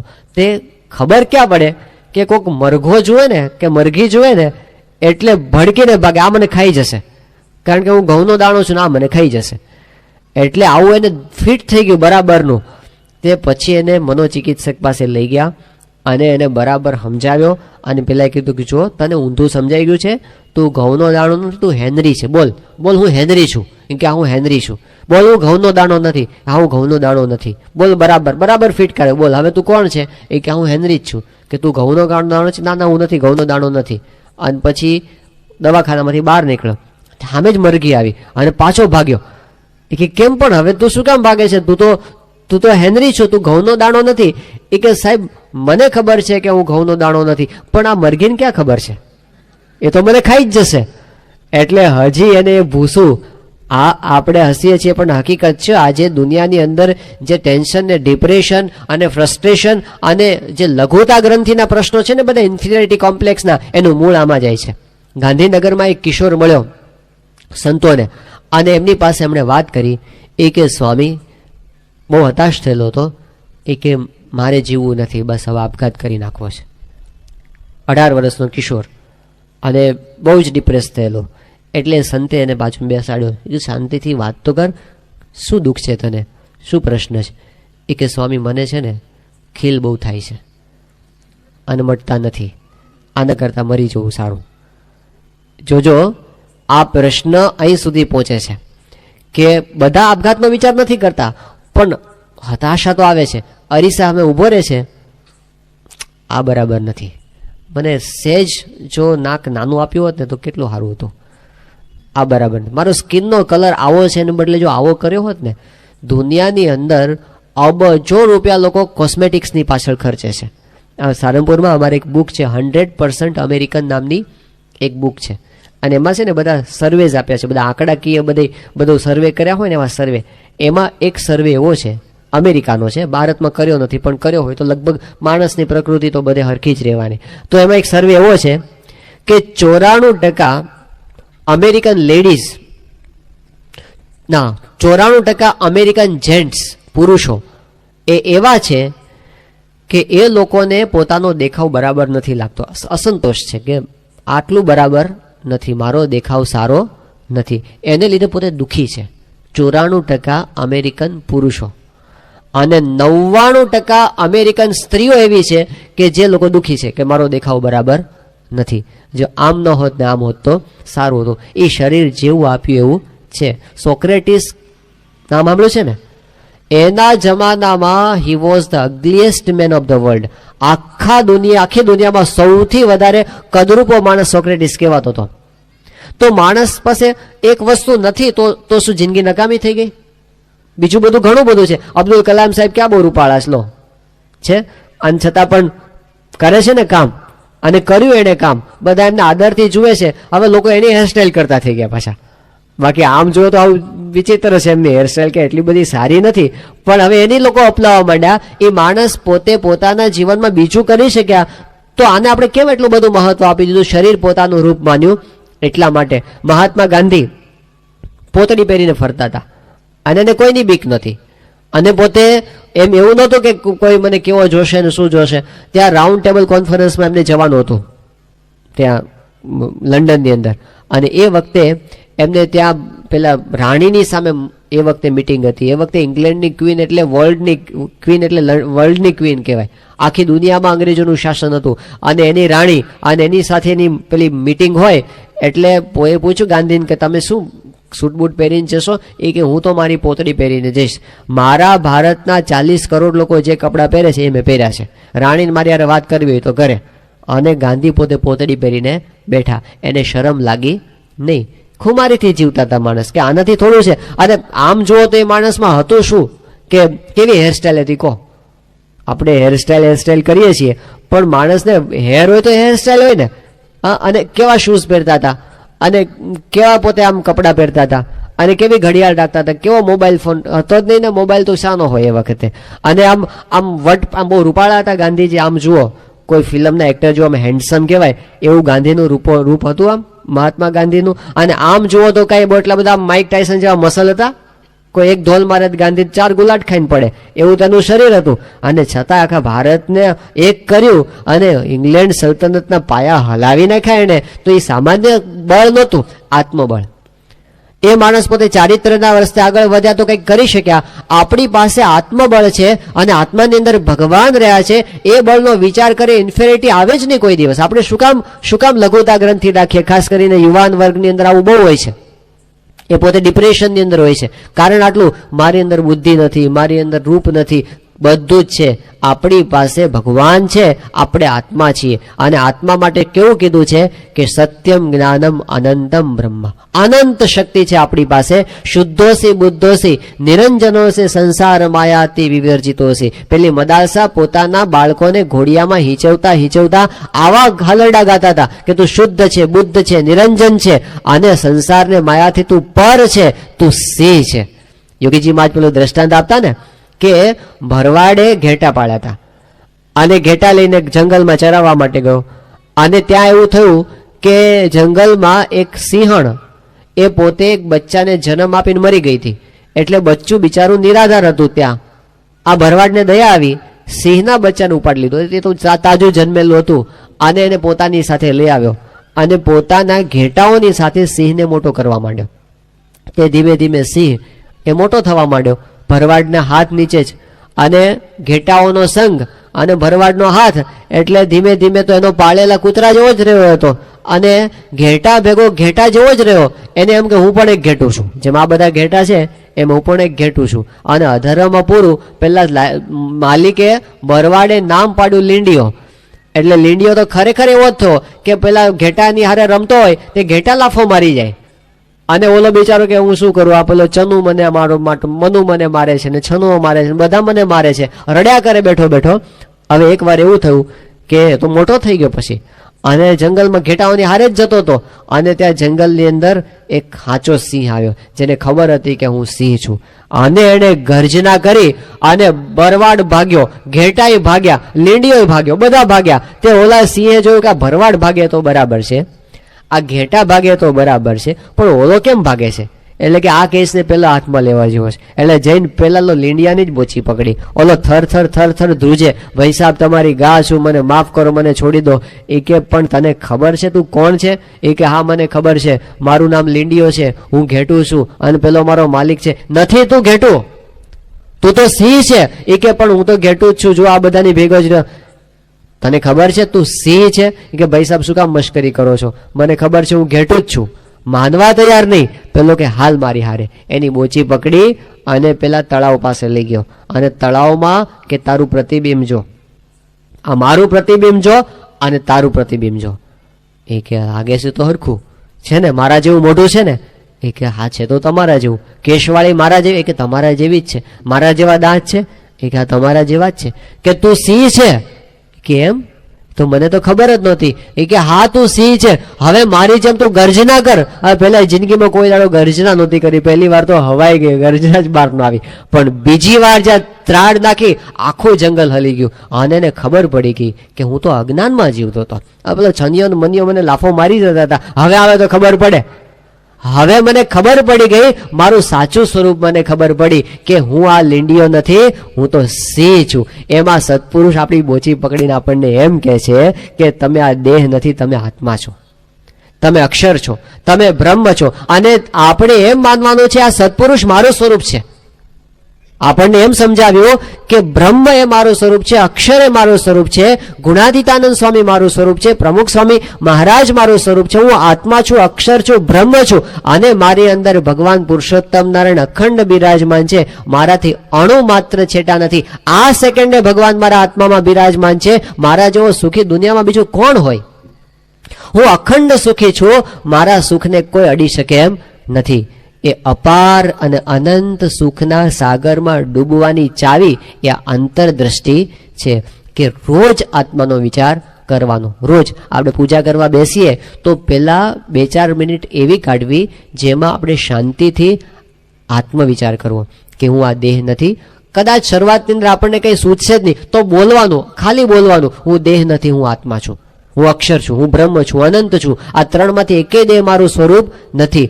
એમ કરતા કરતા કરતા આપણને પ્રકાશ થશે એવા મોટા પુરુષના આશીર્વાદ છે, તો એ અંતરદ્રષ્ટિ પણ આપણે કરવાની છે. એ આપણા માટે સુખનો રાજમાર્ગ છે. જ્યાં સુધી બાહ્ય દ્રષ્ટિ રહેશે ને ત્યાં સુધી પ્રશ્નો ઊભા રહેવાના. સોલ્યુશન કરવું હશે તો અંતરદ્રષ્ટિના રસ્તે ચડવું જ પડશે. એ સોલ્યુશન એટલે શું? તો અંતરદ્રષ્ટિ એટલે શું? ભગવાન સામે દ્રષ્ટિ. ભગવાન સામે દ્રષ્ટિ એટલે શું? તો ભગવાનને કરતા હરતા સમજવા. જ્યાં જ્યાં નજર મારી ઠરે યાદી ભરી ત્યાં. બધું જગતમાં જે કાંઈ થાય છે બધું ભગવાનનું કર્યું થાય છે. ખરાબ થાય છે તો એમનું કર્યું થાય છે, સારું થાય છે તો એમનું કર્યું થાય છે. મારે જે કંઈ ક્રિયા છે કરતા હરતા પણ એ જ છે, મારાથી કાંઈ થઈ શકે એમ નથી. હું નિમિત્ત માત્ર છું, બધું એ જ મારામાં રહીને કરે છે. તો દરેક ક્રિયાના કરતા હરતા ભગવાન છે એમ સમજવું એ અંતરદ્રષ્ટિ છે. દરેક ક્રિયાનું અંતિમ લક્ષ્ય ભગવાન છે, મારે એમને રાજી કરવા છે. જે કાંઈ કરું છું કરીને એમને રાજી કરવા છે, આ ભગવાન સામેની દ્રષ્ટિ છે. ભગવાન જ સર્વ સુખના નિધિ છે, એ ભગવાન સામેની દ્રષ્ટિ છે. ભગવાનની મૂર્તિની સ્મૃતિ કરવી એ ભગવાન સામેની દ્રષ્ટિ છે. એમની આજ્ઞાનું પાલન કરવું એ ભગવાન સામેની દ્રષ્ટિ છે. અણુ અણુમાં ભગવાન બિરાજમાન છે. સર્વત્ર એમને જોતા શીખવા, દરેકમાં ભગવાનને જોતા શીખવા એ ભગવાન સામેની દ્રષ્ટિ છે. અને ગુરુ સામેની દ્રષ્ટિ એટલે શું? તો ગુરુના ગુણ જોવા અને એના ગુણને આપણા જીવનમાં ઉતારવા, એ ગુરુ સામેની દ્રષ્ટિ છે. અને ત્રીજી વસ્તુ એ કે પોતાની સામે દ્રષ્ટિ એટલે આપણે દેહ નથી, આપણે તો આત્મા છીએ, અક્ષર છીએ, એવો વિચાર રોજ કરવો અને એ દેહ ભાવથી આપણે પર થવું એ પોતાની સામેની દ્રષ્ટિ છે. તો આવી અદ્ભુત શાસ્ત્રમાં, આપણા શાસ્ત્રોમાં જે ખજાનો આપ્યો છે એ નિત્ય સત્સંગ કરવાથી થાય છે. આપણે ક્યારેક એકાદ વખત આવી કથા સાંભળીએ અને એ વખતે આપણને વિચાર પણ આવે, પણ ઊભા થઈએ ને પછી પાછું વેટામણા બલી સંસારની લાક્ષણ ભૂલાઈ જશે. આ ક્રમ છે. પણ એને વારંવાર સાંભળવાની અને વારંવાર વિચારવાની જરૂર પડે છે. એના માટે આપણો નિત્ય સત્સંગ છે. એના માટે આ રવિવારની કાયમી કથા વાર્તા અને અઠવાડિક આપણી સભા છે. એના માટે આ સત્સંગનું વાંચન છે, વચનામૃતનું વાંચન, ગુણાતીતાનંદ સ્વામીની વાતોનું વાંચન, અને સ્વામિનારાયણ પ્રકાશ આવે છે, બાલ પ્રકાશ આવે છે. આ બધા શાસ્ત્રો છે. એ વાંચતા વાંચતા આપણા અંતરમાં પ્રકાશ થાય છે. તો આપણે ભગવાનના ચરણોમાં અને ગુરુના ચરણોમાં એવી પ્રાર્થના કરીએ કે આપ અમને અંતરદ્રષ્ટિના રસ્તે ચડાવો અને આપ જેમ અખંડ સુખિયા છો એમ અમને પણ સુખી રહેતા આવડે એવી કૃપા કરો. શ્રી સ્વામિનારાયણ ભગવાનની જય.